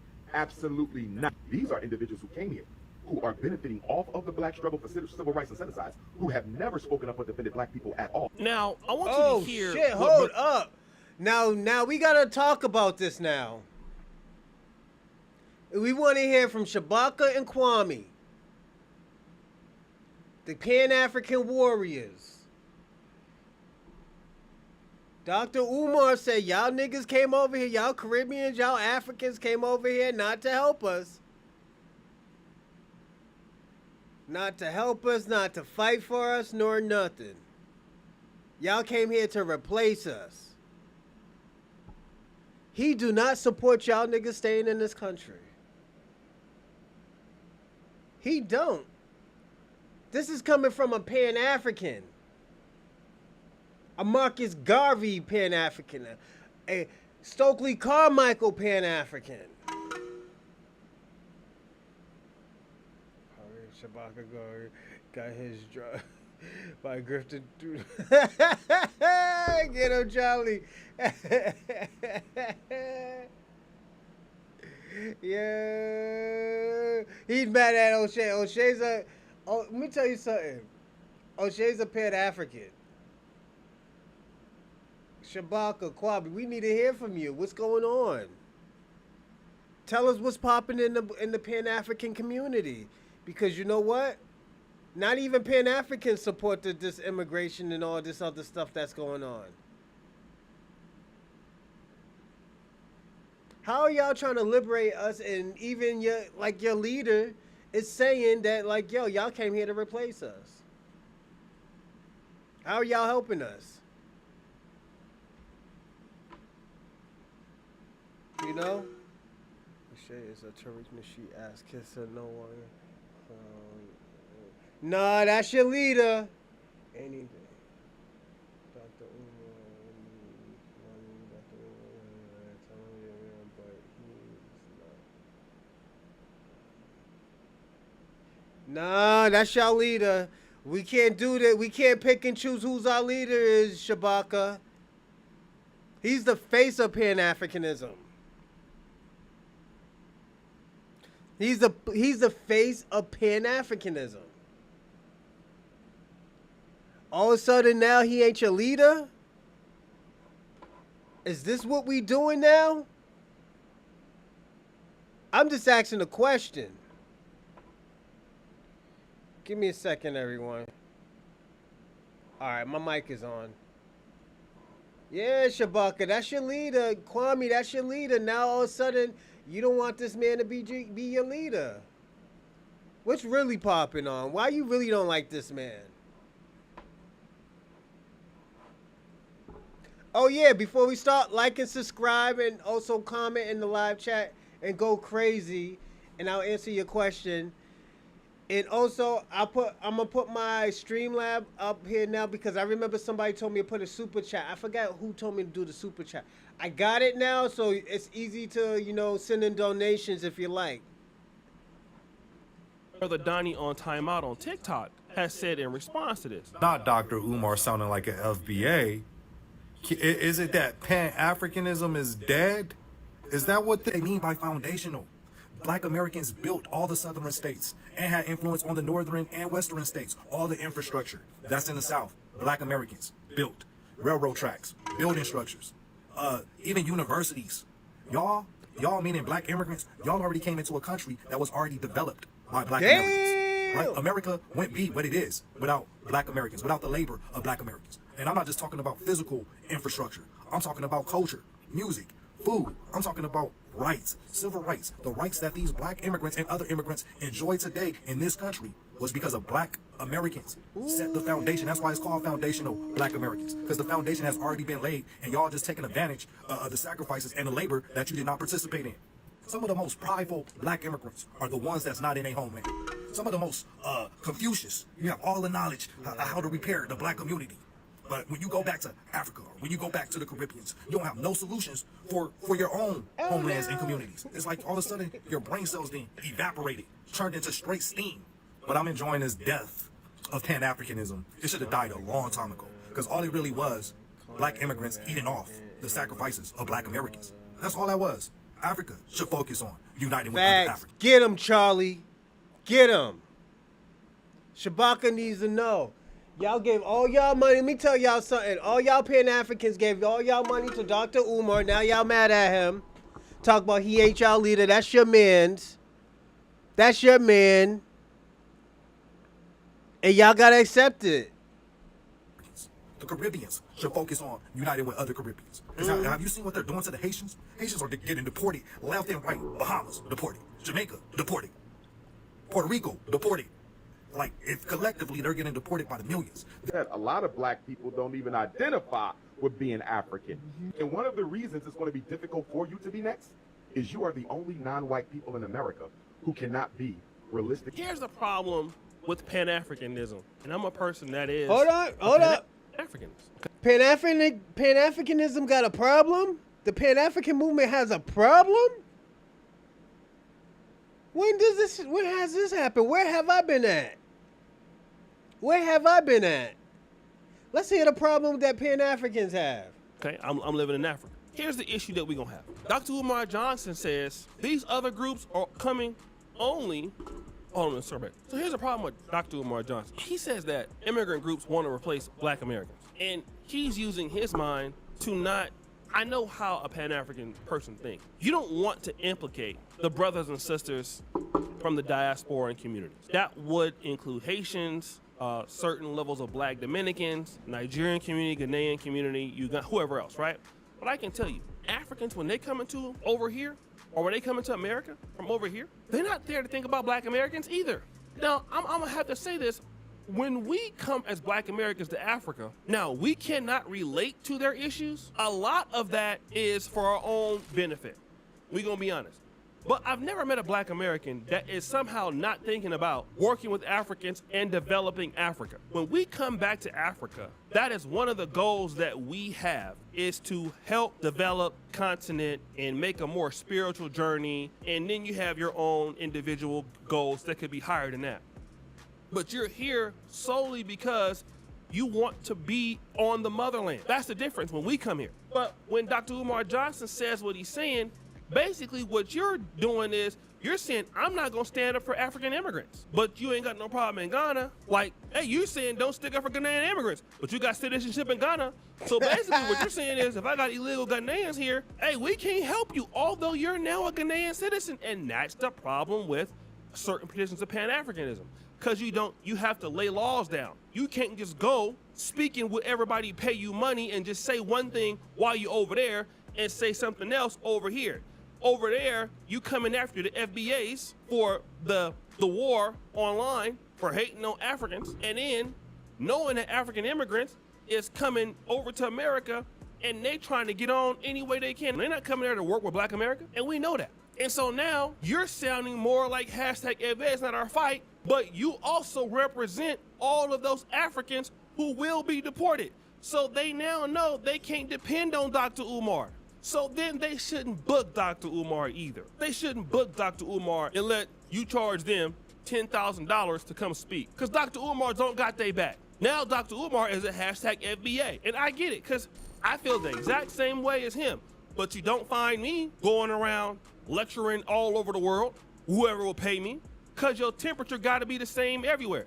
Let me tell you something. When I'm living in Uganda, I have to be here legally, okay? And see, there's Pan-Africanism and there's working together and they're sticking up for Black people, but there gotta be rules to this. When you're a Black American and you're in Africa, I don't care if it's West Africa, I don't care if it's Ghana where they allegedly stole us from, Nigeria, the most you gonna get is a sorry, right? Ain't gonna be no, you get some citizenship in Ghana, and maybe if you're lucky, you might get some level of discounted land or free land. But for the most part, here's what you gonna get. You gonna get to support your whole damn self, figure it out, add on to a country, pay your fees and taxes, or get your ass put out. And it's all on you to make it happen. That's what you're gonna get when you come over here. And you better be legal too. You better be legal. They check your passport all the time. What's your passport? What's your work permit? Where your work permit at? Oh, it's right there? Oh, okay. Yeah, because you... Shabaka, he's a Pan-African. He lives in Uganda. That man lives in Uganda. He's more African than you and Kwame put together. And he from California. He stopped what he was doing and he was about to be a doctor. Or something where, was it a doctor, I think? And became a Pan-Africanist and moved to Ghana. Y'all just selling wolf tickets now. You and Kwame are selling wolf tickets. When y'all move to Ghana, then I'll be like, okay, yo, you know what? They serious about this Pan-African thing. I will even send you a donation if you move to Africa and y'all do some big stuff. Some big man stuff. But the shit that y'all doing, y'all just selling wolf tickets. I gotta be personally honest, Shabaka. I know this is gonna hurt your feelings, but y'all motherfuckers are selling wolf tickets. This man is in East Africa right now, living in one of those expensive mud huts, eating the finest bushmeat. You over here eating McDonald's. Y'all eating 3-course meals, eating McDonald's. Y'all not living the African way, man. Y'all not living the African way. Yeah. I gotta troll you, man. You can't do that to O'Shea. O'Shea's a Pan-African. He lives like a Pan-African. In Uganda, that's the crazy part. You know? Better have that work permit. Once y'all do that, then after that, I'm gonna know y'all motherfuckers are serious. Y'all ain't serious to me right now. This is why I say y'all can't liberate us. Y'all can't liberate us. That's why y'all use it. Africans and Caribbeans can't help us. They can't even help their fucking self. Who said that? David Johnson and E. Will said that. A few people said that shit. You know? And let's listen to what this girl says. And this is, I'm gonna show you another reason why we can't help. Y'all would never be able to help us. Questions for. I just have some questions for the foundational Black Americans. Because I was born here. My parents were born here. Okay? And I keep seeing a lot of posts about the foundational Black Americans siding with Trump and deportation. So I just want to know, like, how does one know that they are a foundational Black American? Because wouldn't that make every American that's Black here in America that's not from the islands or from like other countries, wouldn't that make them foundational Black Americans just by being born here? Or I don't know, maybe someone said like you have to have like 3 generations born here. No, that wouldn't make you a foundational Facts. Black American. No, you being born in a country. If I move to Japan, that doesn't make me Japanese. You're just an American. I would be a citizen. So these people are American citizens. They're not Black Americans. There's a difference. If I move to Nigeria, if I'm born in Nigeria, I'm not a Nigerian. My ethnicity didn't change unless my parents are Nigerian. I would just have maybe possibly Nigerian. So I don't know how it works over there. I would have Nigerian citizenship. I don't know why this is a tough concept for you people to understand. And I said you people like this that just act oblivious. These people know exactly what the definition of it is, but they like to act oblivious and dumb because they just want to disrespect our culture. A foundational Black Kwame American is a Shabaka. person who is from America who did not immigrate here. We've been here since before the transatlantic slave trade. A lot of us. Only about 3% of people that came from the transatlantic slave trade. Most of us were already here. We've been here. If you can trace your lineage back for generations and generations to the 1860 census and then even before then, foundational Black Americans are not immigrants. We didn't immigrate here. We're not African Americans. Our lineage is not tied to Africa. Our lineage is tied to America. Y'all don't question Jamaicans. Y'all don't question Haitians. Y'all don't question anybody from any other country. Y'all only question us because it is a part of an agenda to uproot our culture and replace us. And we're not going for it. So no, you wouldn't be a foundational Black American just because you was born in America. No, that's not how that fucking works. It's literally in the name. Foundational Black American. Meaning you are the foundation. Yo, the Astros just put a beating on the Dodgers Friday. Foundation of being Black in America, because nowhere else in the world were they even classifying themselves as Black. People didn't really start classifying themselves as Black until they got associated with America, when they wanted to be a part of, because Black Americans, we made Black cool, even in the term Black American. You're Black and it's American. It's like you have white American. There's no other correlation or distinction of what Black is. It's specifically, and it's always been, an American thing. Now, globally, we go by by race of, what race is, but race is a social construct. Race is not biological. It's a social construct that race really doesn't even exist.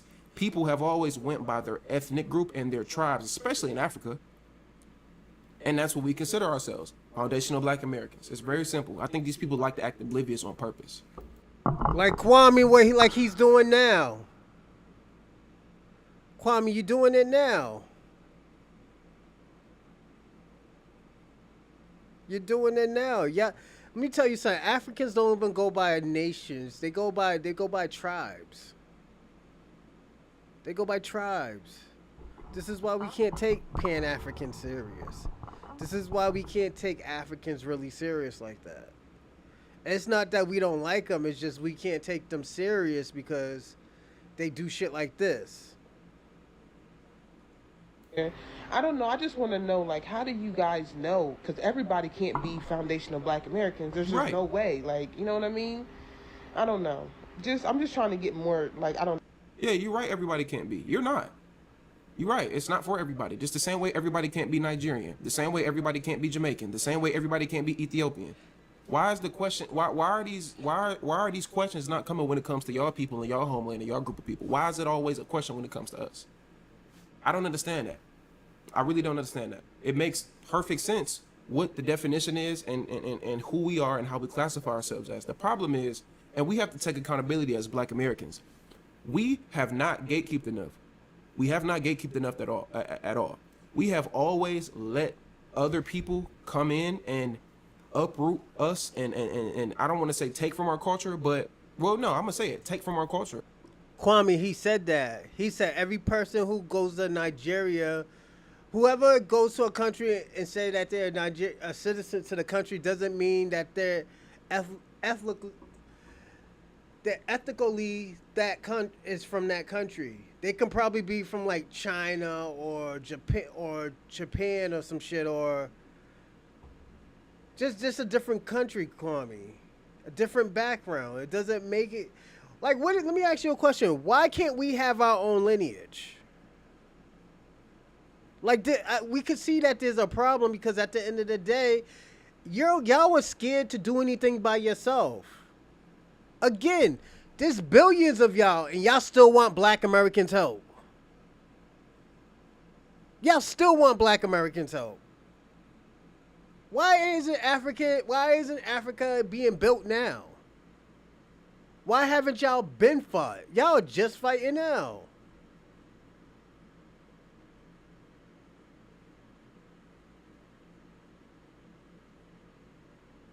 He's not Nigerian.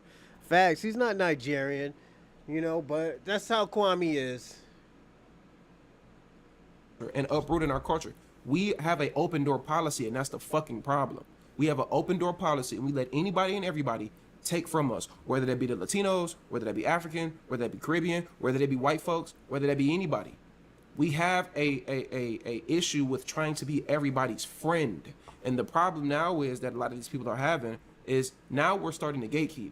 Now we're saying no. Now we're saying no, we're going to classify ourselves as this, and you're not a part of this. So no, Juneteenth isn't for you. You know what I'm saying? This is not a part of you. This is not your culture.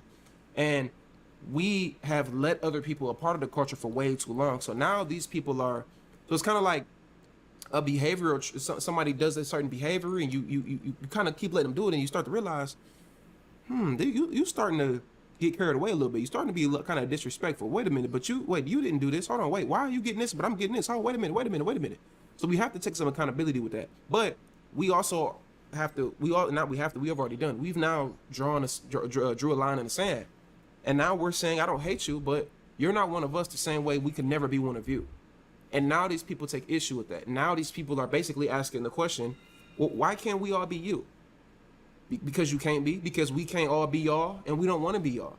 I just find it very funny how it's always other people trying to be us, but we're not trying to be other people. We not. And when we did try to be other people, when a lot of Black Americans, before we started to get conscious, and I hate using that word, but I mean in the newfound of understanding who we are and where we come from, we was tied to the whole African shit. We was cool with the Pan-Africanism shit, but we realized it didn't work. We realized it wasn't on the other side. See, 40 million Black Americans in America don't have to be everybody's Foo Fighter to 1.4 billion people in Africa, and that's the problem. We became everybody's shit bag. We became everybody's emergency blanket, everybody's safety net, and we're not going for it no more. So we starting to have delineation, which is some of the, I think it's the best, what's the most on code thing that we've probably it's one of the most on code things that us as a community have ever done. Not the most, but it's just one of the best things we've ever done as a community, and we need to do it more. And we have to stop trying to be everybody's friend. And the problem is, for you Africans and Caribbeans or other people who aren't tethers, you need to start making sure that y'all push this as well and start checking y'all people, because y'all don't check y'all people.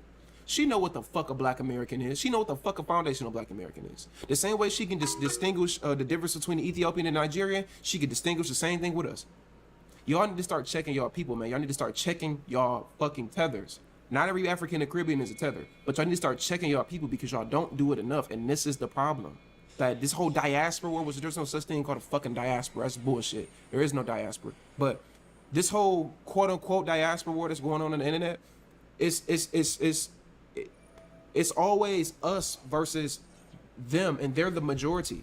But they never bring up this what I'd like to say, this xenophobia. They never like to bring up this divisiveness when it comes to their own homelands. They never like to bring up this divisiveness when it comes to their own country folk, and all the tribal warfare and the different delineations when it comes to their tribes, when it comes to their country. They never try to bring this up. We always have to be the bad guy. We either got to fight for everybody and help everybody while we get this shit in the stick, or if we don't want to fight for people and we don't want to help people, now we being xenophobic. Now we associating with the white man. No, we're associating with ourselves and have nothing to do with white people. You know what I'm saying? So I think that now that we are starting to wake up, and now we are starting to do what we should have did a long ass time ago, people don't like it. People take issue with it, and we're not going for it. So it's enough. 300 acres of what? What are you talking about? Kwame, what are you talking about? 300 acres of what? You mean 40 acres in a mule? Kwame, this is why we're going to delineate. The shit that you just did will change our culture, and we don't even know what the fuck you're talking about. Yeah, we got to delineate. For that bullshit. It's enough of that erasure of our culture. It's enough. It's enough of that. You know what I'm saying? I don't hate nobody. I don't hate nobody where you come from. I actually got a lot of respect for people, especially when they stay in their homelands. I got a lot of respect. And it's not even just even if you don't stay in your homeland. Even if you come over here from another country, I can respect you, but I'm gonna be looking at you sideways to make sure that you on code, and I'm gonna be looking at you sideways to make sure you ain't no tether. You know what I'm saying? And that's something that need to be checked at the door. So as Black Americans, y'all need to start checking these people at the door. Y'all need to stop trying to be nice to everybody. And y'all need to continue the delineation the same way they delineate. It's only a problem when we delineate, because everybody want to be us. As I said it before, I'll say it again. Paul Mooney. Everybody want to be a nigga, but don't nobody want to be a nigga. Y'all have a good day. Like, comment, subscribe. Bitch.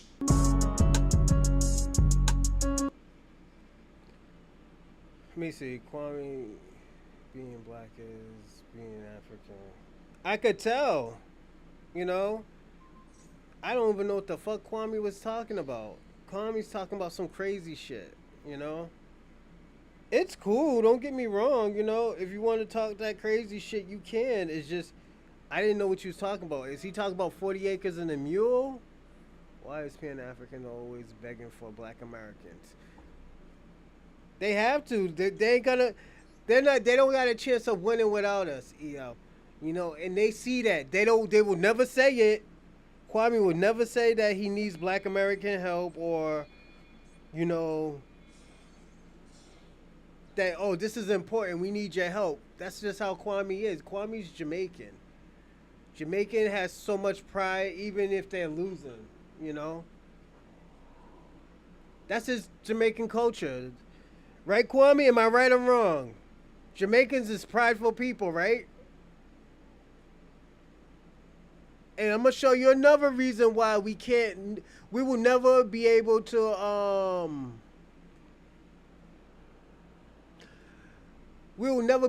Caribbeans and Africans would never be able to liberate us. This is another reason.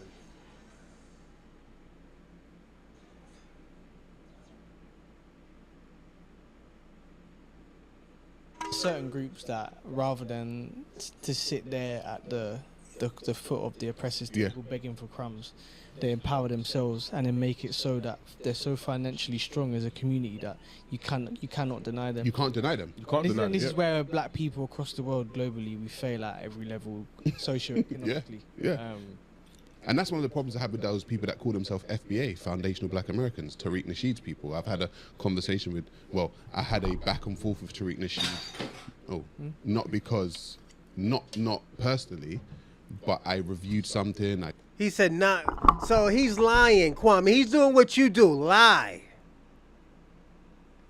He said, oh yeah, I had a conversation. Hold up. Let's watch it again. He said he had a conversation, right? Let's see how. And that's one of the problems.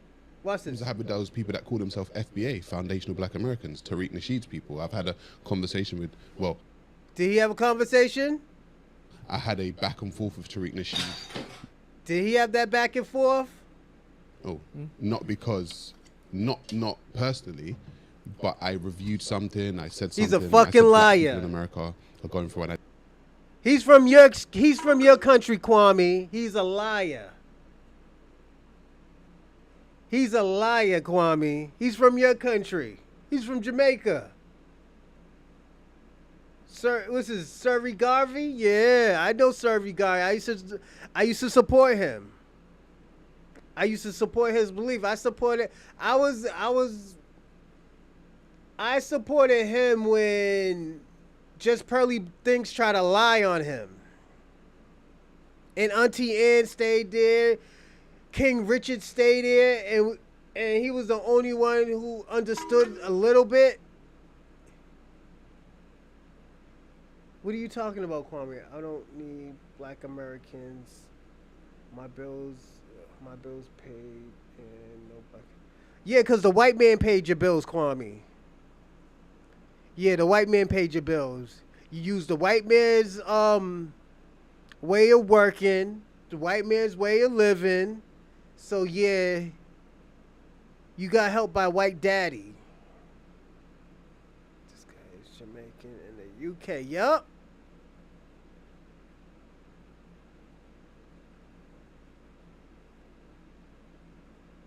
No. Listen what he said about us. Identity crisis. They're Hebrew, they're ADOS, they're FBA, they're Muslim, they're all of these things, but then they're African American. They've got so many different facets to them. Identities. And I said, it seems like they're going through an identity crisis, right? So Tariq Nasheed came out and reviewed the video and said, oh, this guy's British and this guy's... I think I saw that video. Do you know what I'm saying? And all this kind of stuff. And I'm like, look, If you're but in their head, sorry to cut you, if you're not African American, you're against them. So if you're a real African, the life of somehow colonialism has affected African Americans more than actual people in Africa. And if you're British African, you're from the Queen's Land, so you're... So there's this idea of who's the bigger victim here? Yeah, basically. It becomes a victim of Exactly. Who's winning? And that's Change the topic. Change the topic because he's mad that we created our own identity. We're delineating from his people. I get it. It's just another form of integration. That's nonsense. See, again, Kwame. You know what FBA is. You already knew what Foundational Black American is. It's just we're just the foundation of America. We created everything in America. Well, just about everything in America. You know, you might have a few things that, you created, but you didn't really contribute anything to America, Kwame. You could say xenophobic all you want, but at the end of the day, put it this way. If I'm saying something wrong, why aren't your country built? Why is your country struggling? Why is he lying? He's lying because he's changing the narrative. He knew what Foundational Black American is. He knows why Tariq Nasheed is doing what he's doing. Tariq Nasheed says it dozens of times a day of what he's doing. It seems like y'all are so fucking intellectually fucking stupid that you don't know what Tariq Nasheed is saying. Y'all want to be offended. Y'all have this victim manhood that y'all need to get rid of. Y'all not fucking oppressing America. That's why y'all are scared to go to y'all country. Y'all mad because y'all know y'all gonna get beat up with a fucking cow bone or a cow leg or some shit. Y'all don't even do real curry. Y'all don't even do curry goat. Y'all don't even do real curry goat no more in Jamaica. Y'all using ostrich meat. Y'all not even authentic anymore. Y'all aren't even authentic anymore. Since that white man went in y'all country and took y'all, beat y'all up, buck broke y'all, and yeah, I'm talking about y'all Jamaicans. Y'all been got buck broke. Jamaica's struggling how, bro? How are they not struggling? First of all, y'all don't even own y'all country no more. The Chinaman owned it. The Indian man owned it. Kamala's mother owns y'all country. They keep y'all out of certain places of Africa. I mean, of Jamaica. Sorry, Jamaica. Yeah, y'all use ostrich meat. No, that shit is disgusting. That's not expensive, Kwame. Are you serious? Over curry goat? You're not gonna give me the real curry goat? This is why we can't trust. This is why we can't trust Jamaicans. Instead of giving us curry goat, he wants to give us ostrich meat. Nah, I said I want curry goat.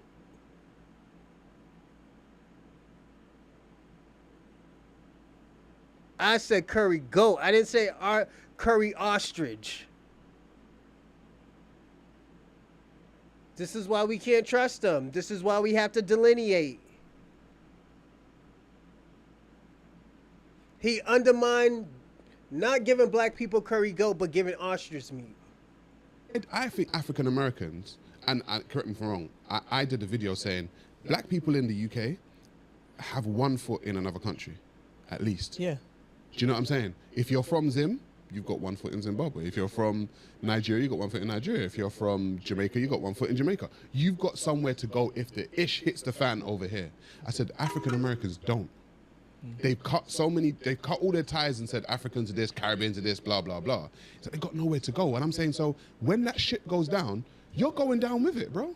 I think even Africans who usually travel to, let's say Nigerians, for example, would usually travel to the West, either America or the UK, and their experience of schooling in America compared to the UK is unquestionable. Yeah. Like they all say growing up in the US school that they were just bullied, they had big lips, your hair, from other black people. Yeah. From other black people. Yeah. So those same black people want to grow up and then say, well, I'm African American. Okay, in what way? Because the people that you're supposed to be looking after, you bullied, and now you're looking for a home and there's no home for you.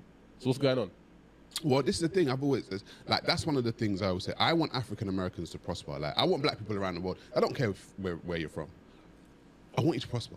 But it's like, if you're gonna like hate on other black people from around the world, I'm just like, Makes no sense. Because what, you want to be the bigger victim? That's our generation though, isn't it? Everybody wants to be a victim of something. Because it alleviates yourself of having to take responsibility for your own actions. tell them, Eddie. But This is the type of shit. These are the type of conversations they have when we're not here. Let me see. FBs are totally confused. Just like Pan Africans, they're totally confused. They think they're from Africa. What part of Africa? Hey, yo, watch this, everybody. Shabaka, what part of Africa you from? What part of Africa you from, Shabaka? What part of Africa you from, Kwame? Watch this, everybody.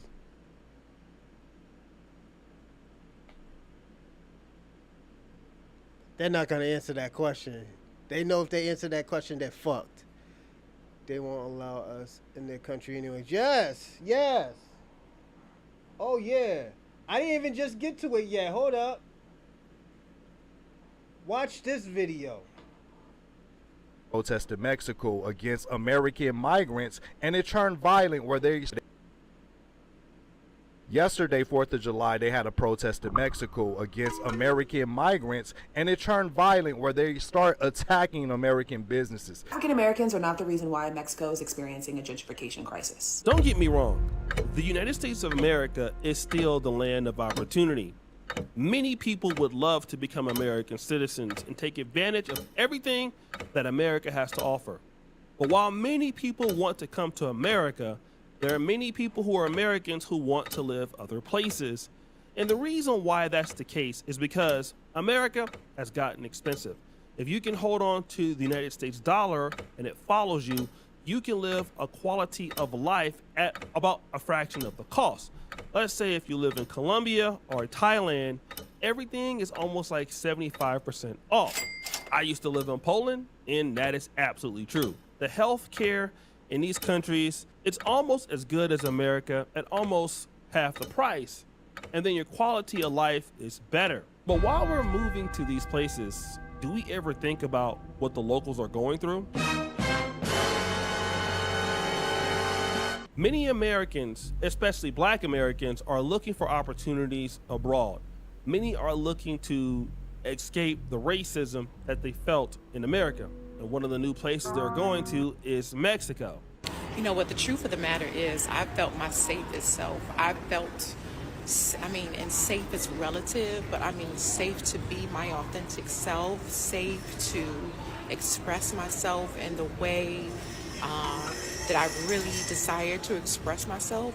That feeling of safeness, I've only felt outside of the United States. And me living in Mexico as an African American woman, I've never felt discrimination from the Mexican people. When I have felt discrimination, it's been from Americans.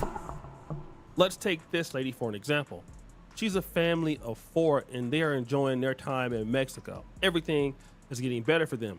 Even look at the comment here. Somebody says, Mexico, is it cheap to live there?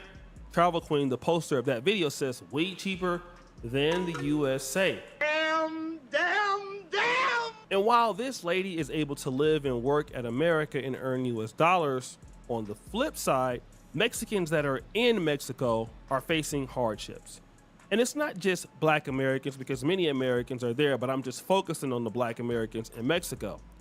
Mexicans are tired of these Americans simply because they're driving the prices up too high. And because the prices are going up so high, this is starting to happen.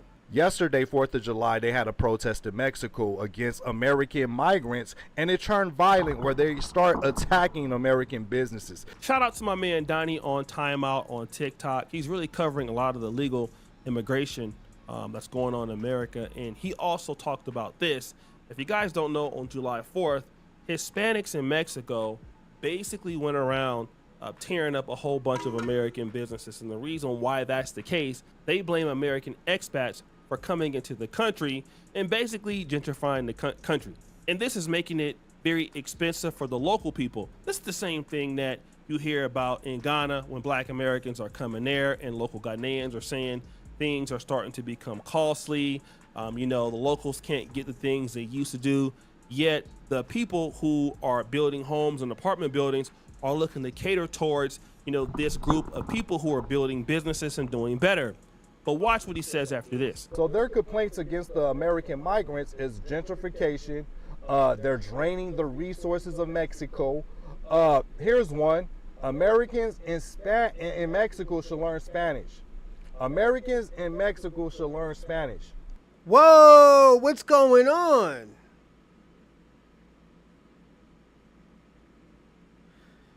These are conversations that they're having. Like, we would have never known anything about that if it wasn't for this Pan-African guy right here and a few other people. We wouldn't know this shit about Mexico. They're kicking black people out. They're kicking Venezuelan out. They're fighting for the shit that we are conversating about, that we're sending and deporting people back for. They're going through the same shit in their country that we're going through in this country.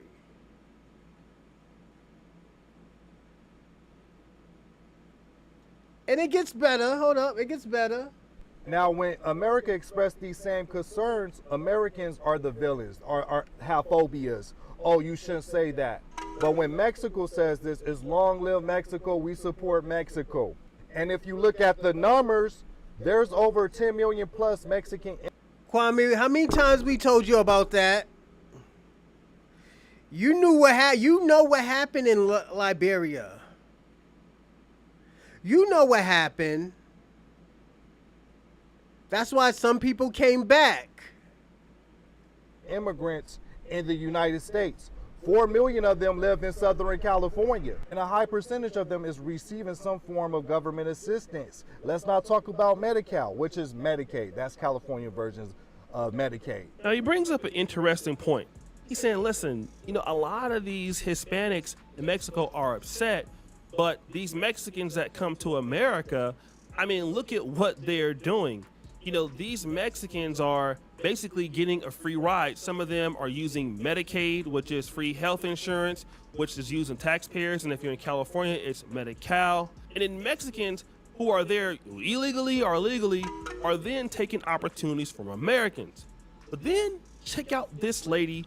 Since okay, Kwame, since African Americans built that country, won't you go there? Go there and build it.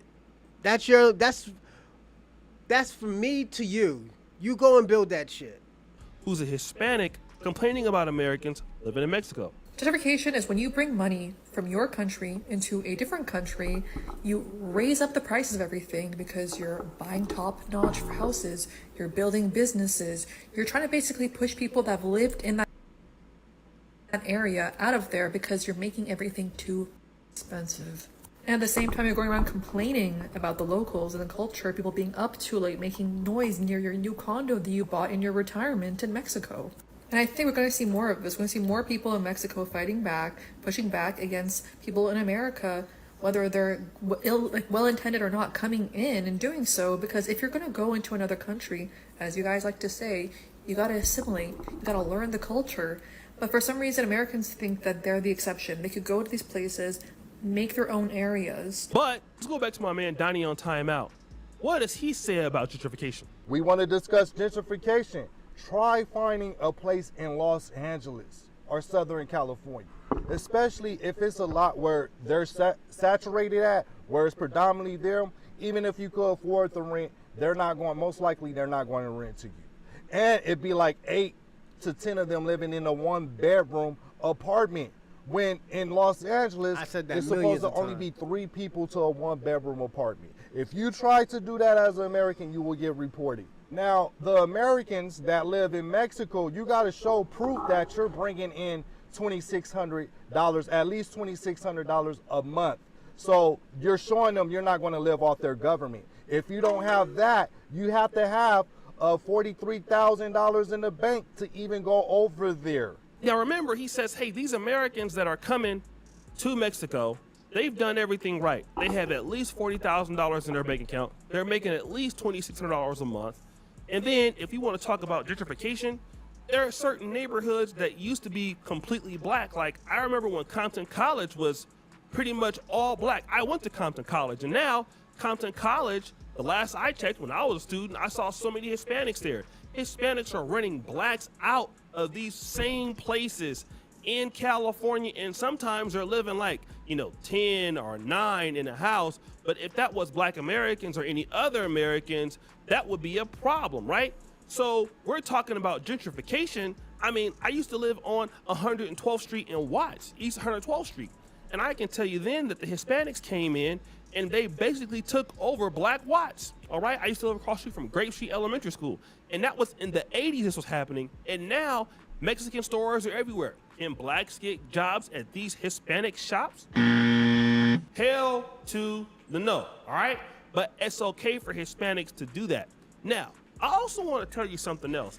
Not only are Hispanics upset at Americans, are black Americans who are moving into Mexico, but check this out. This is what an anti-migrant protest looks like in Mexico. There's anger and waving of Mexican flags and signs like this one, which translates to "No to the invasion." Now a new poll by the Washington Post and the leading Mexican newspaper, Reforma, suggests attitudes in Mexico may have hardened since this protest last November over the arrival of a migrant caravan in Tijuana. 64% of Mexicans, nearly 2/3, say they believe people fleeing Central America into Mexico are a burden that threatens to take jobs and benefits from Mexican citizens. 55% want them deported versus just 33% who believe Mexico should give them temporary asylum or residency. Just 7% support them settling permanently. So Mexico is seeing some of the same nationalist sentiments that we've seen in the United States and other countries. Remember the video I did about the Haitian community fighting back against ICE in Brooklyn? Now, Hispanics were like joining forces with Haitians. Oh, we need to take from them and fight back from them. Like, this is crazy. They're gonna call the National Guard on y'all motherfucking asses and shoot y'all. Y'all fuck around and play with these people. Y'all niggas ain't barbecue. I'll tell y'all that. Y'all niggas ain't barbecue. Y'all gonna get shot out here. Why you think we got the best military ever? Like, we need to also unite with our Haitians, against ICE.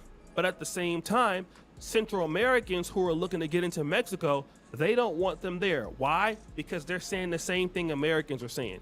They're saying, listen, we can't deal with Central Americans coming and taking jobs from us, and over 55% of Mexicans in Mexico don't want Central Americans. These are people who also speak Spanish, people who are culturally similar to them. They want nothing to do with them. And then now, for the blacks coming into Mexico, they're understanding this. So I'm moving to Mexico City in about 8 weeks, and I'm already getting comments from people telling me either not to move there or telling me that I'm contributing to gentrification by relocating. And I'm sorry, but I think that is complete and utter bull. African Americans are not the reason why Mexico is experiencing a gentrification crisis, first of all. I think it's really interesting that people expect African Americans specifically to stay in a country where our ancestors were enslaved. I'm a black girl from the South, so I know for a fact that my ancestors were not only enslaved in this country, but they were probably enslaved not very far from where I live. I think black Americans specifically have always been expected to... She know her ancestors was enslaved in Mexico too, right? Yeah, Mexicans had slaves too. Yeah, that's why they got an ethnogenesis. Stay and tough it out in a country that has literally taken so much from us. Our current sitting president didn't even acknowledge Juneteenth. And you expect me to either stay in this country or go back to Africa. Insanity. I've been to Mexico and everybody was super kind and super welcoming. There's also black Latinos, there's black Mexicans. So there is a demographic of black folks in the country already. And especially as a black woman, we don't even have the resources to gentrify a country. That's another demographic of people, no shade. And while I will totally be respectful and intentional about my move to Mexico, I do not think it's fair to tell people, especially... Only 4% is. Shout out to Double Edge Logic. Only 4% is. Yes. Black folks, that they're not welcome in a country when the original country that they're from treats them like shit. Now listen to what the sister is saying. She's saying like, wait a minute, I'm coming over to Mexico and you guys are already accusing me of gentrifying the place. Like, hey, listen, I come from a country that's hated on me, but I'm trying to come over there and live my best life and, you're blaming me. What she doesn't understand is Mexicans don't care about that. Even though she's a black American, she's not going to be different. You're an American, just like me, living in Uganda. I'm not considered necessarily African or black here. I'm considered a white person. I'm also considered Muzungu. What did he just say? Because Mexicans don't care about that. Even though she's a black American, she's not going to be different. You're an American, just like me, living in Uganda. I'm not considered necessarily African or black here. I'm considered a white person. I'm also considered Muzungu. So Kwame, Shabaka, when you move to Africa, y'all won't even be considered African.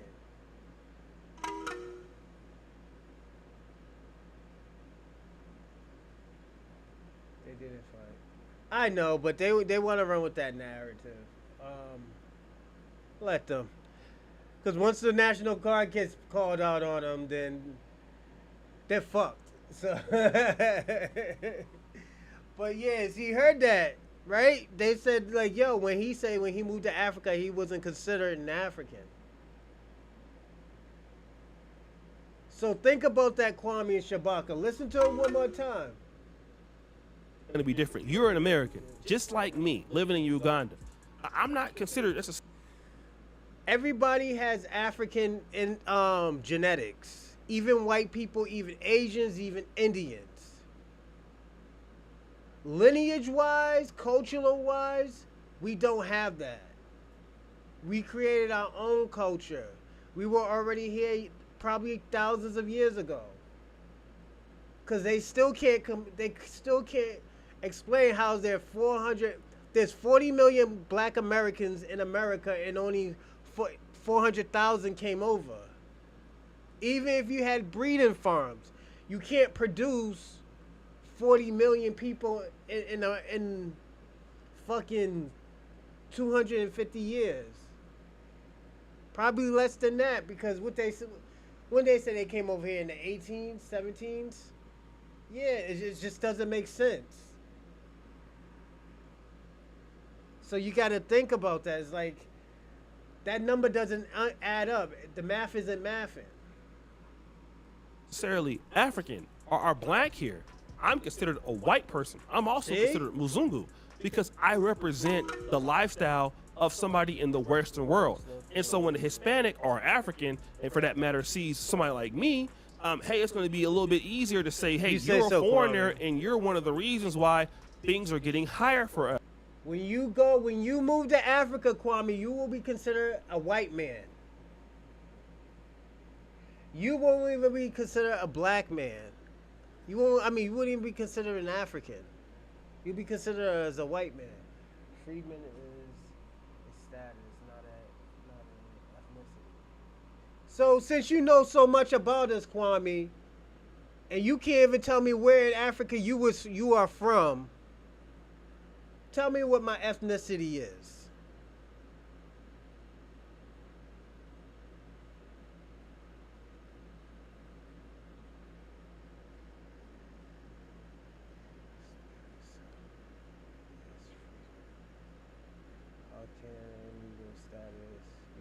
That's our ethnicity.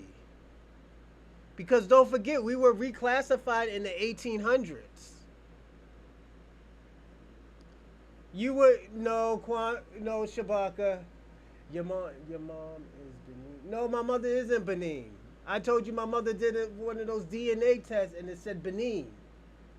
I don't consider myself Benin. Because those shits are not accurate.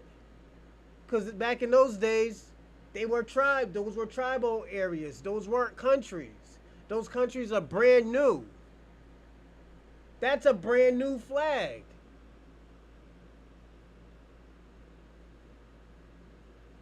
So you can't say that.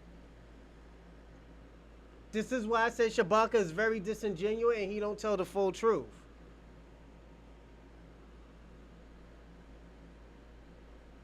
Yeah, Shabaka, I remember. He acts like a white man. He's there for money. Nah. That man's educated. He's intelligent. He does more for the Pan-African community than y'all do. Facts. No, we're not Africans. African wasn't the word Africa created by a Greek? Kwame, Shabaka, wasn't that word created by the Greek? Wasn't they calling themselves something else before they called themselves Africa? Or African?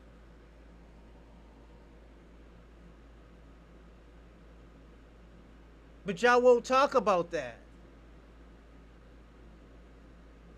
Every African American from the same tribe. So how are we African? How you know what tribe you're from? How you know what country you're from? They don't have tribal DNA. They don't have that 100%.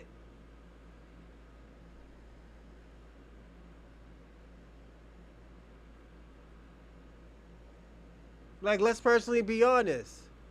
Y'all talk about this is why I always say Kwame and Shabaka is very disingenuous. They always talk about the white man this, white man that, but they use the white man DNA to tell them what part of Africa they from.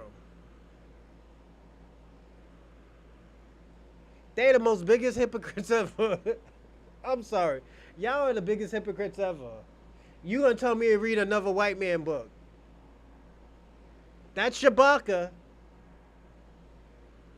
He hate the white man, but he'll love it. He love reading his books. Go and read that white man's book. We had empires. You sound like, know what you sound like when you say that? We had empires. You sound like one of those Aryan brotherhoods. We used to be Aryan warriors. You are what DNA is dominant. That shit, let me tell you something. You can't tell if somebody's from Africa. First of all, Africa has so many tribes. Those people were mixing, mingling with each other for thousands of years. So how can you tell what tribe are you from if all those people were mixing and mingling from hundreds to thousands of years.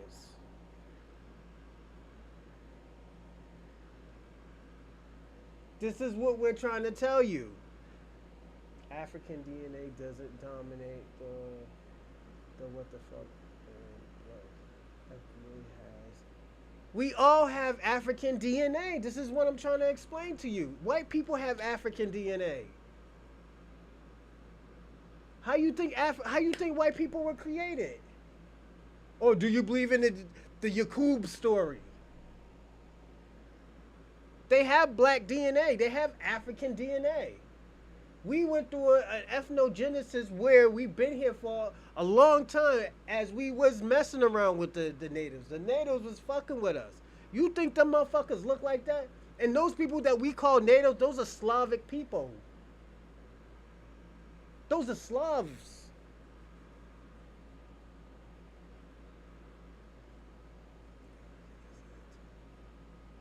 And what you think Africa is then?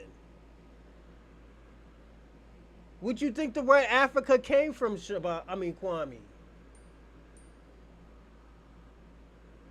Where you think that word came from? You playing dumb. No, we do all have African DNA. We do. Where you think white people just came from the ground? And and Africans been on the world, or the Negro genetics been in this world for almost billions of years? If not billions of years? Where the fuck did they come from? Everybody has African DNA or Negro DNA. You just don't want to admit it. That's your problem. You don't want to admit it. They do. They got African DNA. Everybody has African DNA. Or African DNA. Even though the word African came from a Greek conqueror. Y'all so worried about trying to be African, y'all don't even know where the fuck y'all from in Africa. That's y'all problem. You see how Shabaka tried to make me a fucking African? Because I told him my mother took the ancestry DNA shit. And I had to tell my mother that shit is not accurate. Mother walking around here with Benin shit on. And she thinking she's from fucking Benin. I was like, Ma, that shit's not accurate. Benin was created probably in the early fucking 1900s. Nigeria was created in 1910, 1914. How the fuck are y'all calling yourself African and these countries are fucking new? They're not even, nigga. When y'all countries was created, Harriet Tubman was still alive. Y'all niggas look crazy out here. Y'all can wear all those koofy styrofoam hats all you want, but at the end of the day, you can't make us African. We haven't been there in thousands of years.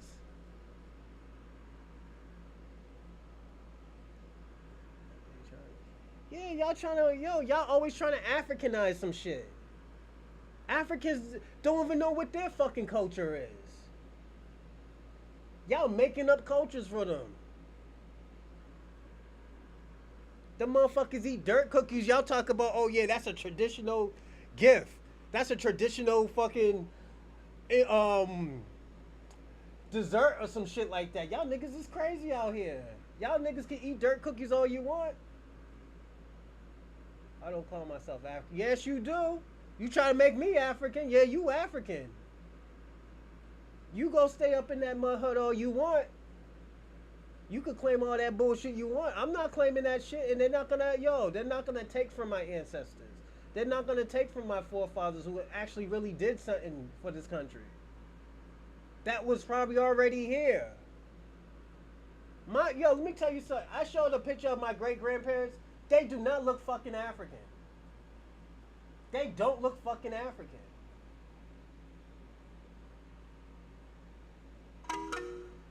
Here we go. The Europeans and other people mutated. You are African.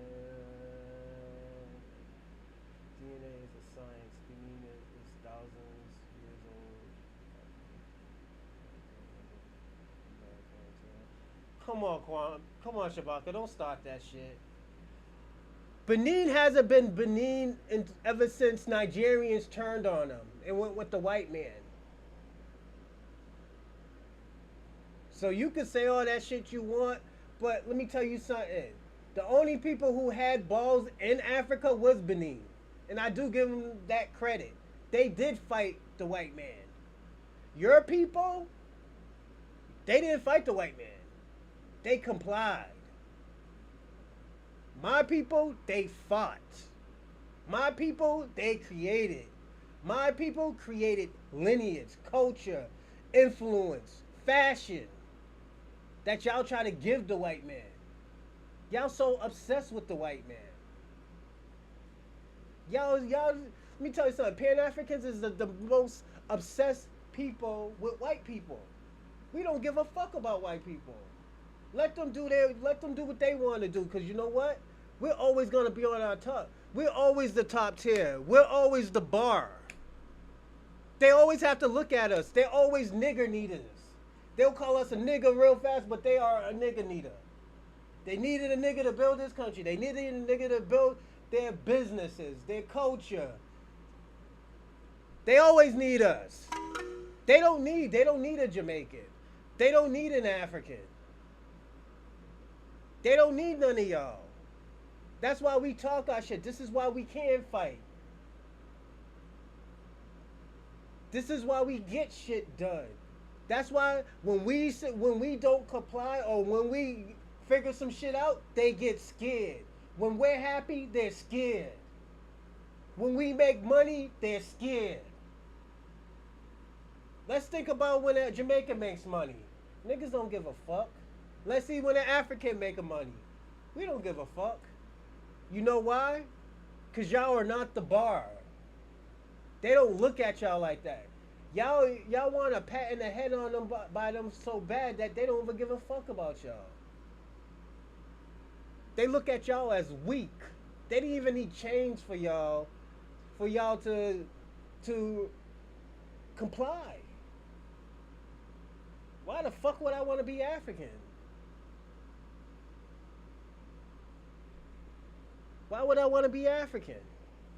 Do I have African DNA? Yeah, but from thousands of years ago. Do you hear do you see those traditional New Zealand motherfuckers talk about, oh yeah, I'm African, or do they say they're Polynesian? We don't hear you on their back bumper. Or the original Australian people, we don't see y'all on their back bumper. Or the Samoans, we don't see y'all on their back bumper. Y'all niggas is scared. Y'all niggas always been scared.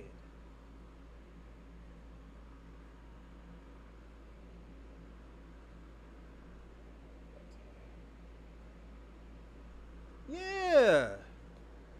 Y'all niggas, let me tell y'all something. I'm gonna say this about Pan-Africans and Africans, and I gotta be personally honest. My ancestors are black. Yeah, we have black genetics, but my family is native too. That's my genetics. I'm native to this land. You can see that we look different from Africans. You want us to be African, but at the end of the day, Double Edge, we can't just be African. You could say we had a mutation. You could say that, but at the end of the day, we're not full Africans. Kwame's more African than me because he knows he's off the slave ship. I can't say that about myself. Kwame knows his ancestors was off that slave ship. My family technically been here longer than 1500s. I have evidence.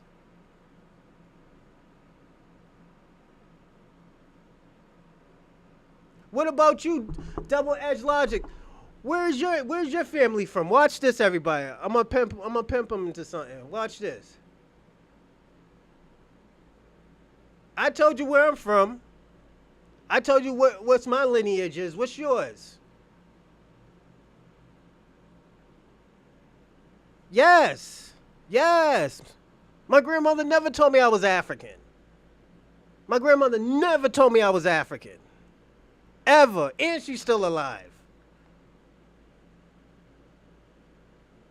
Yes. What is that? Because you know what? I told you. The people who were already here were they were reclassified. They were reclassified. I didn't ask you that, Double Edge. I asked you, what is your ethnicity? What's your genetics? Tell us what. You just asked me a question. I'm asking you the same question. I answered your question. What is yours? What is yours? He thinking now. You could tell he a thinking nigga. He's thinking for a lie. That's what he's thinking for.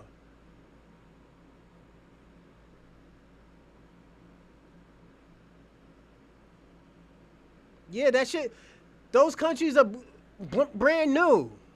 All that shit used to be tribes. See, look it.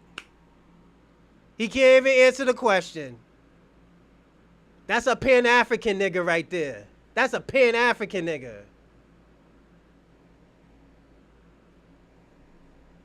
You always been a white man's flag. That's a white man's flag?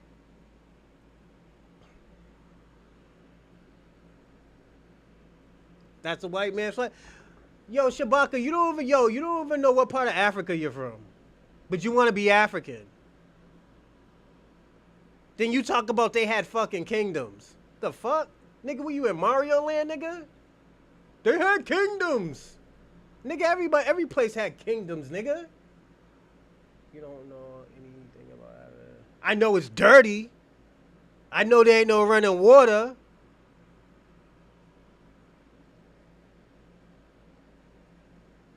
I know not to eat the food.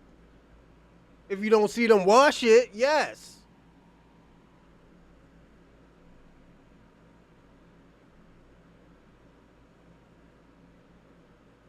That's the thing about you, double-edged, was it logic? You can't answer your own question.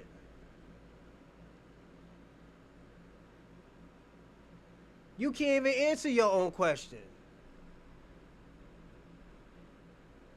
And sad to say, I think you're like a Haitian. You talk like a Haitian or a Nigerian.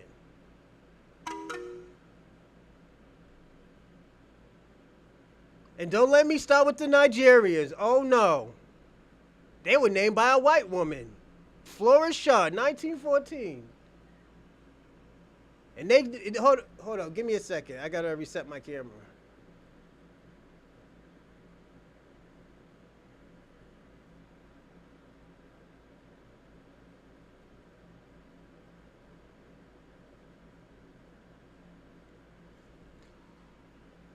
Nigeria, and they called them Nigeria because that's a nigger land. A nigger area.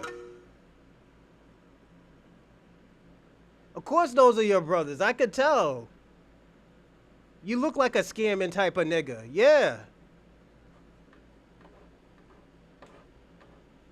I know you a scammer. Yo, I smell bushmeat on you, fucking double edge. You think niggas really think you're a black American? You're a parasite, my nigga. It's all right. We know you're a parasite, nigga. Nigga. Y'all are all prominent failures in y'all country. And I gotta be personally honest. Y'all are all failures. Y'all failed to fix your land. Y'all failed to do anything with your land. And you failed to fight the people who took your land. You complied and ran to their country. Why would y'all take honor in that? But y'all do, you know?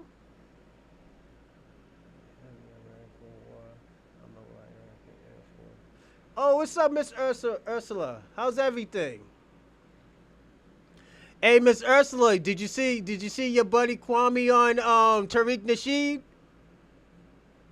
Tariq Nasheed had him running in trap houses for a few days. He was scared. I got daddy issues.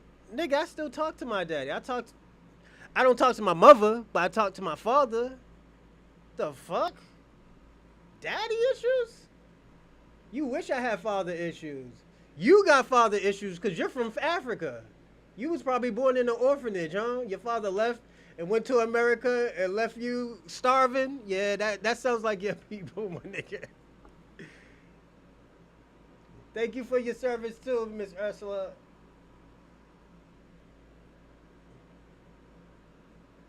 Oh yeah, he was on that one. The picture with the New York guy with the Bloods. Yeah, that was Kwame online. He got ran out. Yeah. Tariq Nasheed ran Kwame out of Queens. Yeah, it's on you. Hold on, I'll show you, Miss Ursula. Hold on, give me a second. I'll show you which one it is. And I'm showing her that. You know why? Because Kwame likes to talk shit. He was talking shit like he was bothering you last time, Miss Ursula. So I got your back this time. I'm gonna show you which one it is. We did a whole podcast on it too. It hit crazy numbers, Miss Ursula. Give me a second. He didn't do that bad. He did all right. He held his own, but Tariq Nasheed still ate his cookies. Give me 1 second, Double Edge. We're gonna get back into talking about your country. Yeah, we're gonna come back talking about your dirty country. Right here, Miss Ursula, right there. With the Jamaican flag and everything. All right, let's get back to double-edged bushmeat. You got mommy issues. I got mommy issues. Nigga, I don't got no mama issues. What's wrong with you? Nigga, I'm 40 years old. What I look like with mommy issues? I know how to work through my issues, nigga. The fuck? Were you high? What's your hairline, brother? Why you, my hairline? Bro. Hold on. Where are you from? You can't even tell me where you from.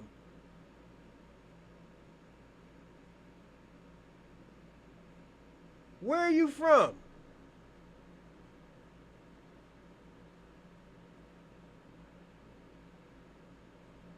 We need to answer that. Where are you from, Double Edge? Stop cosplaying being Black American. Where are you from? You talk about mommy issues, daddy issues. You know, where are you from? You sound like a fleer. Where are you from?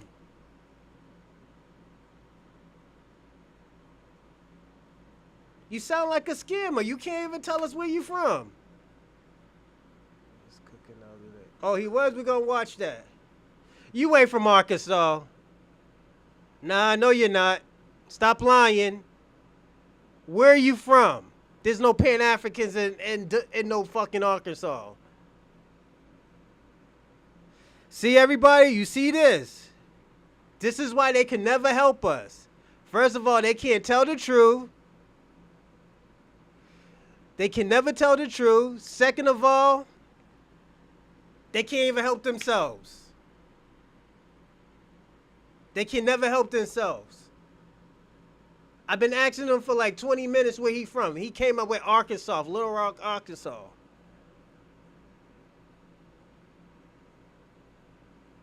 He came back with Little Rock, Arkansas. You can't help us, man. You can't help us.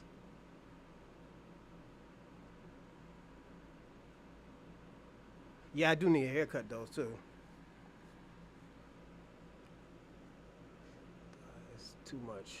Yeah, he's lying. He don't know anything.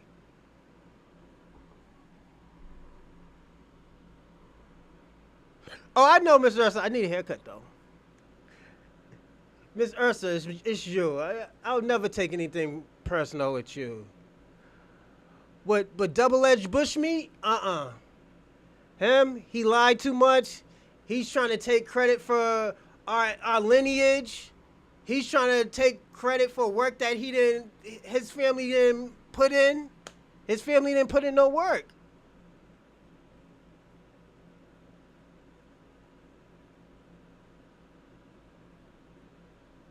What are you how he chased him out of town? Tariq Nasheed's a multi-millionaire, Shabaka. Nobody can't chase Tariq Nasheed out of town.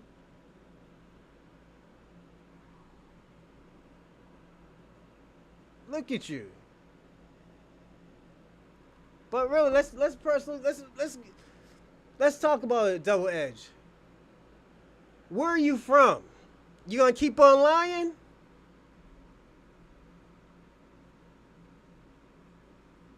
We know you're not from Arkansas.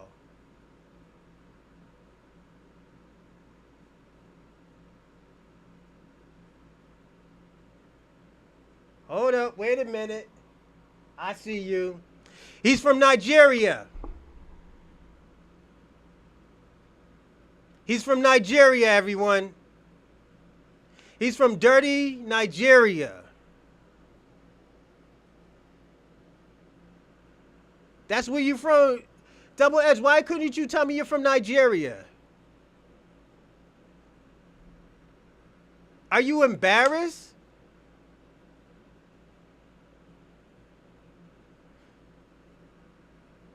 Are you embarrassed?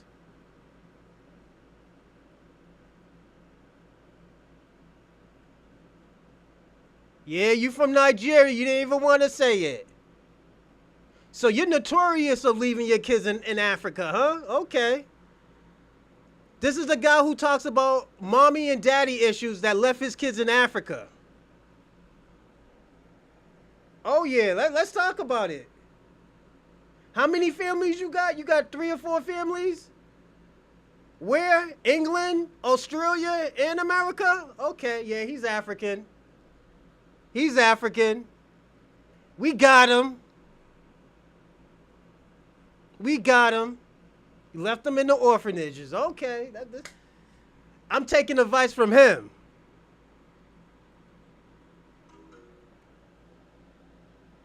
I'm taking advice from him. The guy who leaves his kids in orphanages.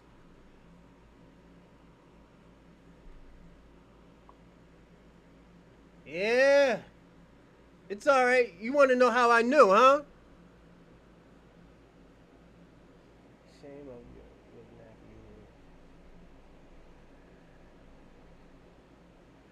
First of all, my hair isn't nappy, it's coil. Nappy is a derogatory word of saying nigger. Nigger hair. So shame on you not to know that. So all that Pan-African shit, you could throw those wolf tickets out the window, Shabaka. You know? Yeah, legacy swap. But shout out to you, Double Edge. I hope you subscribed. Did you subscribe, Double Edge?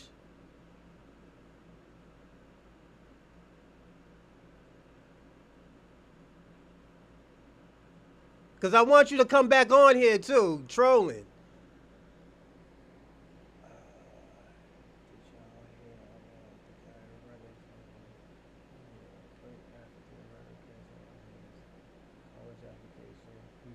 Oh, no! Yeah, there was a guy in Massachusetts that did that. His name was VJ. Who's FBA? FBA did it. It's a ethnicity. And lineage. Actually, sorry, lineage. Foundational Black American is a lineage. Anybody can be Black American. Like you're Nigerian. You're a Nigerian American, Double Edge. But you can still consider Black in America. So you're a Black American. Yeah, there was this guy named VJ Ingram that did that in Boston too. So yeah, it's happening a lot now. You know? But I gotta get ready to go. I gotta go get my son from his appointment. Well, his program. I'm gonna land right here. What FBA You mean lineage? It's a lineage. Hey, double edge, it's a lineage. Lineage, not blood type. What are you, high? Do they do meth in Arkansas? Is that why you do what you say, double edge? You do, yeah, you are. But I'm gonna land right here. I'm gonna say this. Personally, nobody can help Black Americans. Well, foundational Black Americans. Only foundational people can help foundational Black Americans. And go shave the rest of your hair. No, yeah, I'm gonna shave. I'm gonna get a haircut next week. So I'm gonna keep this for one more week, and I want to shave. Hold on 1 second, double edge. Let me land real fast, and I'll joke around with y'all for like 3 more minutes.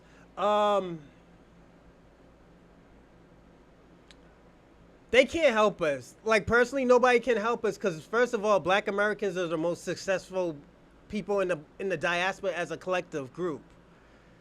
They might have 1 or 2 richer people more than us. Like the dude guess in Double Edge's country, he's the richest black man ever. I mean, richest black man now, but his country's a piece of shit. So it doesn't really matter. But if you look at Black American as a collective group, nobody's not even coming close. Not Jamaicans, not Haitians, not any person, not any country in Africa. You know, so it's just they can't do anything to help us. All they do is parasite off, and I gotta be personally honest, they parasite off our success.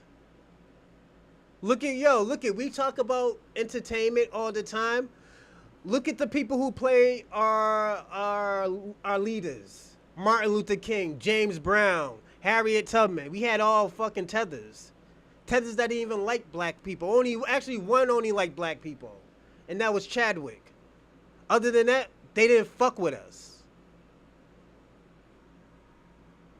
So this is why I always tell people all the time, we can't benefit off of, uniting with Africa.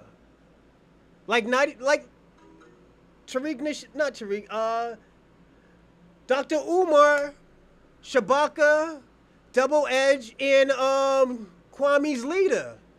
He said, we should send them all back. We can't benefit from it because they came here to replace us. Even their leader said that they came over here to replace us. You know? Like, we can never have a genuine conversation with them. It's always trolling. It's always trying to, like, you are us. Because their country's fucked up. Because their country's a piece of shit and they ran from their country. You don't see Black Americans like, I got to run out of America because you know what? I don't got no running water. I ain't got no food to eat. I got 3 babies. Let me just leave them in the orphanage and run away. Black men don't run away. Black men are the people that take care of their kids the most. Black men. I just got to be personally honest. And anytime we have pride and the thing about this shit goes back since COINTELPRO. When black people came together, white people always had a problem with that. They sent the COINTELPRO after us. They sent informants after us because at the end of the day, we were defending ourselves. We was coming together. Pan-African movement is doing the same thing now. We haven't been in power ever since damn near the Black Panther Party. Civil rights broke us apart. We had to break away from civil rights. Because it wasn't for us, it was for everybody. So we had to break away from civil rights. This is why some of these people's family could come into this country. They already knew, let me tell you something. Civil rights already knew what they were doing when they say like, let's fight for everybody. You know? And I'm gonna land there, but I'll answer some of y'all questions. I can chat for another 2-3 minutes. Let's see what double-edged sword say. Groups have blood types. No, not all groups have the same blood type. Double-edged. Let me ask you a question. Would you think Bob Marley is?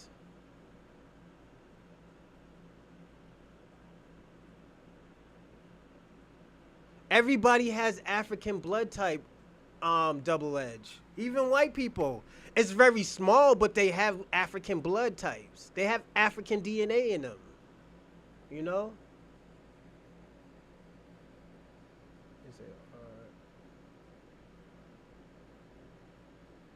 No, that's your people, Shabaka. That's your people. And double edge, I answer your question, it's just you don't like the answer. You want me to be African. You know, and it's cool. You could want me to be African, but it's fuck it, man. My DNA is stronger than Africa because I have more put it this way, I have more percentage of different lineages inside me, man. You know? We're more American than white Americans because we didn't immigrate over here. You know? We know white people are from Europe. You know? You can't, what's going on, Jeff? Salute. You know? And we can't really say what black Americans is. You know? Because we've been here for, some of us been here for 400 years, 250 years. Some of us been here for thousands of years. You know? It's just like, sometimes you just got to respect that double edge. That's like me saying, I know you're Nigerian. You know, Nigeria means nigger area. That's why the white lady called y'all Nigeria, because it's for nigger area. You know? How's work? Work is great? I hope it is, man. But yeah, that's what Nigeria was called, nigger area, you know? Yes, that means, we are the foundations. This country wouldn't be... Let me say this. And I think I'm going to repeat what Lex said. Your hair's nappy, just like an Afri. Actually, when I grow my hair out, my hair gets curly. All jokes aside, my hair gets curly. But I wouldn't say nappy. Nappy is a derogatory term. It's coil. But the thing about it, you're African. You don't mind disrespecting black Americans. Just like Shabaka, y'all both disrespectful towards black Americans. That's why when your country crumbles down and falls down to the white man again, we were just going to be dancing again. Hopefully they'll sell the land to us and we can show you how to build a country again. Y'all got small countries and y'all still can't build it. No, not Africans. Africans don't got coil hair. They got like corn pepper hair. Like you could tell the difference, double edged. It's not the same. You could tell. Come on, man. You see an African's hair and you look at a black American hair, it's not the same. You know? Their hair is a little bit more rougher than ours. Black Americans actually got good hair. You know? And yeah, I don't know no Africans who are full-fledged African that got good hair. Slaves didn't build America. Who built America than Kwame?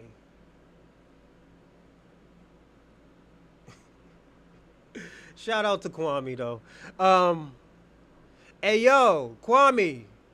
Tariq Nasheed is looking for you in Queens, New York. You know that, right? John did. You mean John Horse?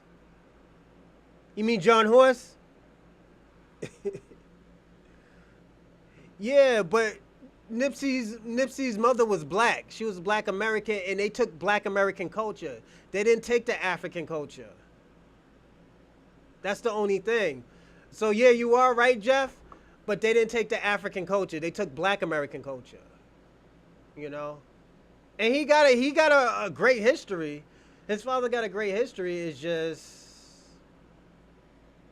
yeah. Nah, they didn't call it Niger River for it because there's already a Niger. They called it nigger. They called it Nigeria because it was a nigger area. That's why they called it Nigeria. They thought it was a nigger area.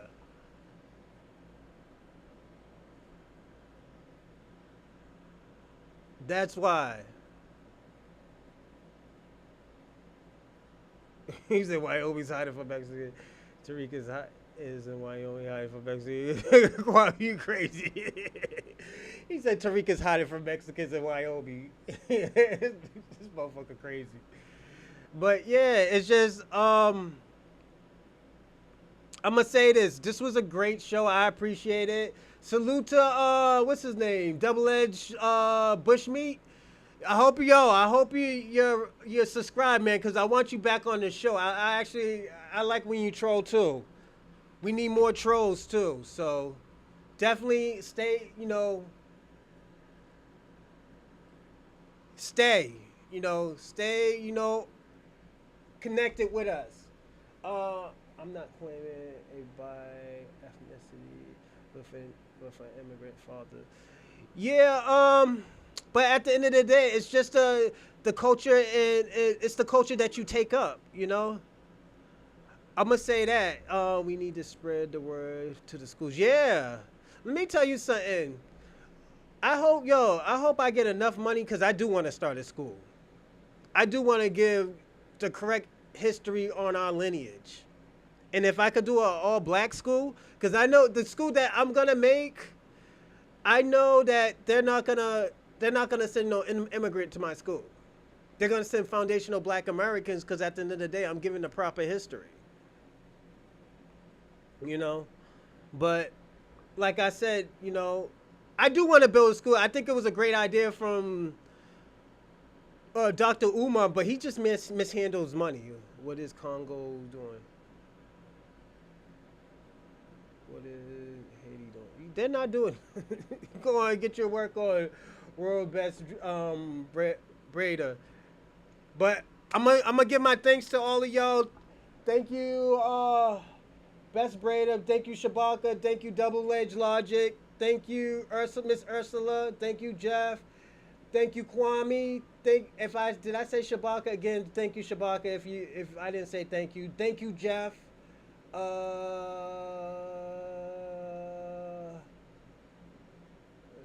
Miss Ursula. Thank you, YouTubian. I know YouTubian is on it. Oh, I gotta go on to the other page. Sorry. Give me a second, everybody. I'm sorry, I was on the wrong page. Double Edge, Jeff, Kwame, World, Double Edge, Shabaka, Miss Ursula,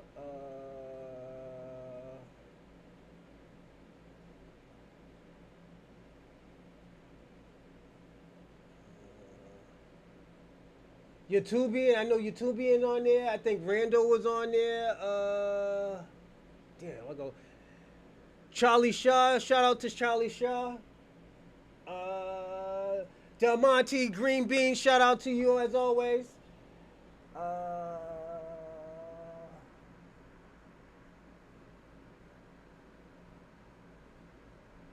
EL, shout out to EL.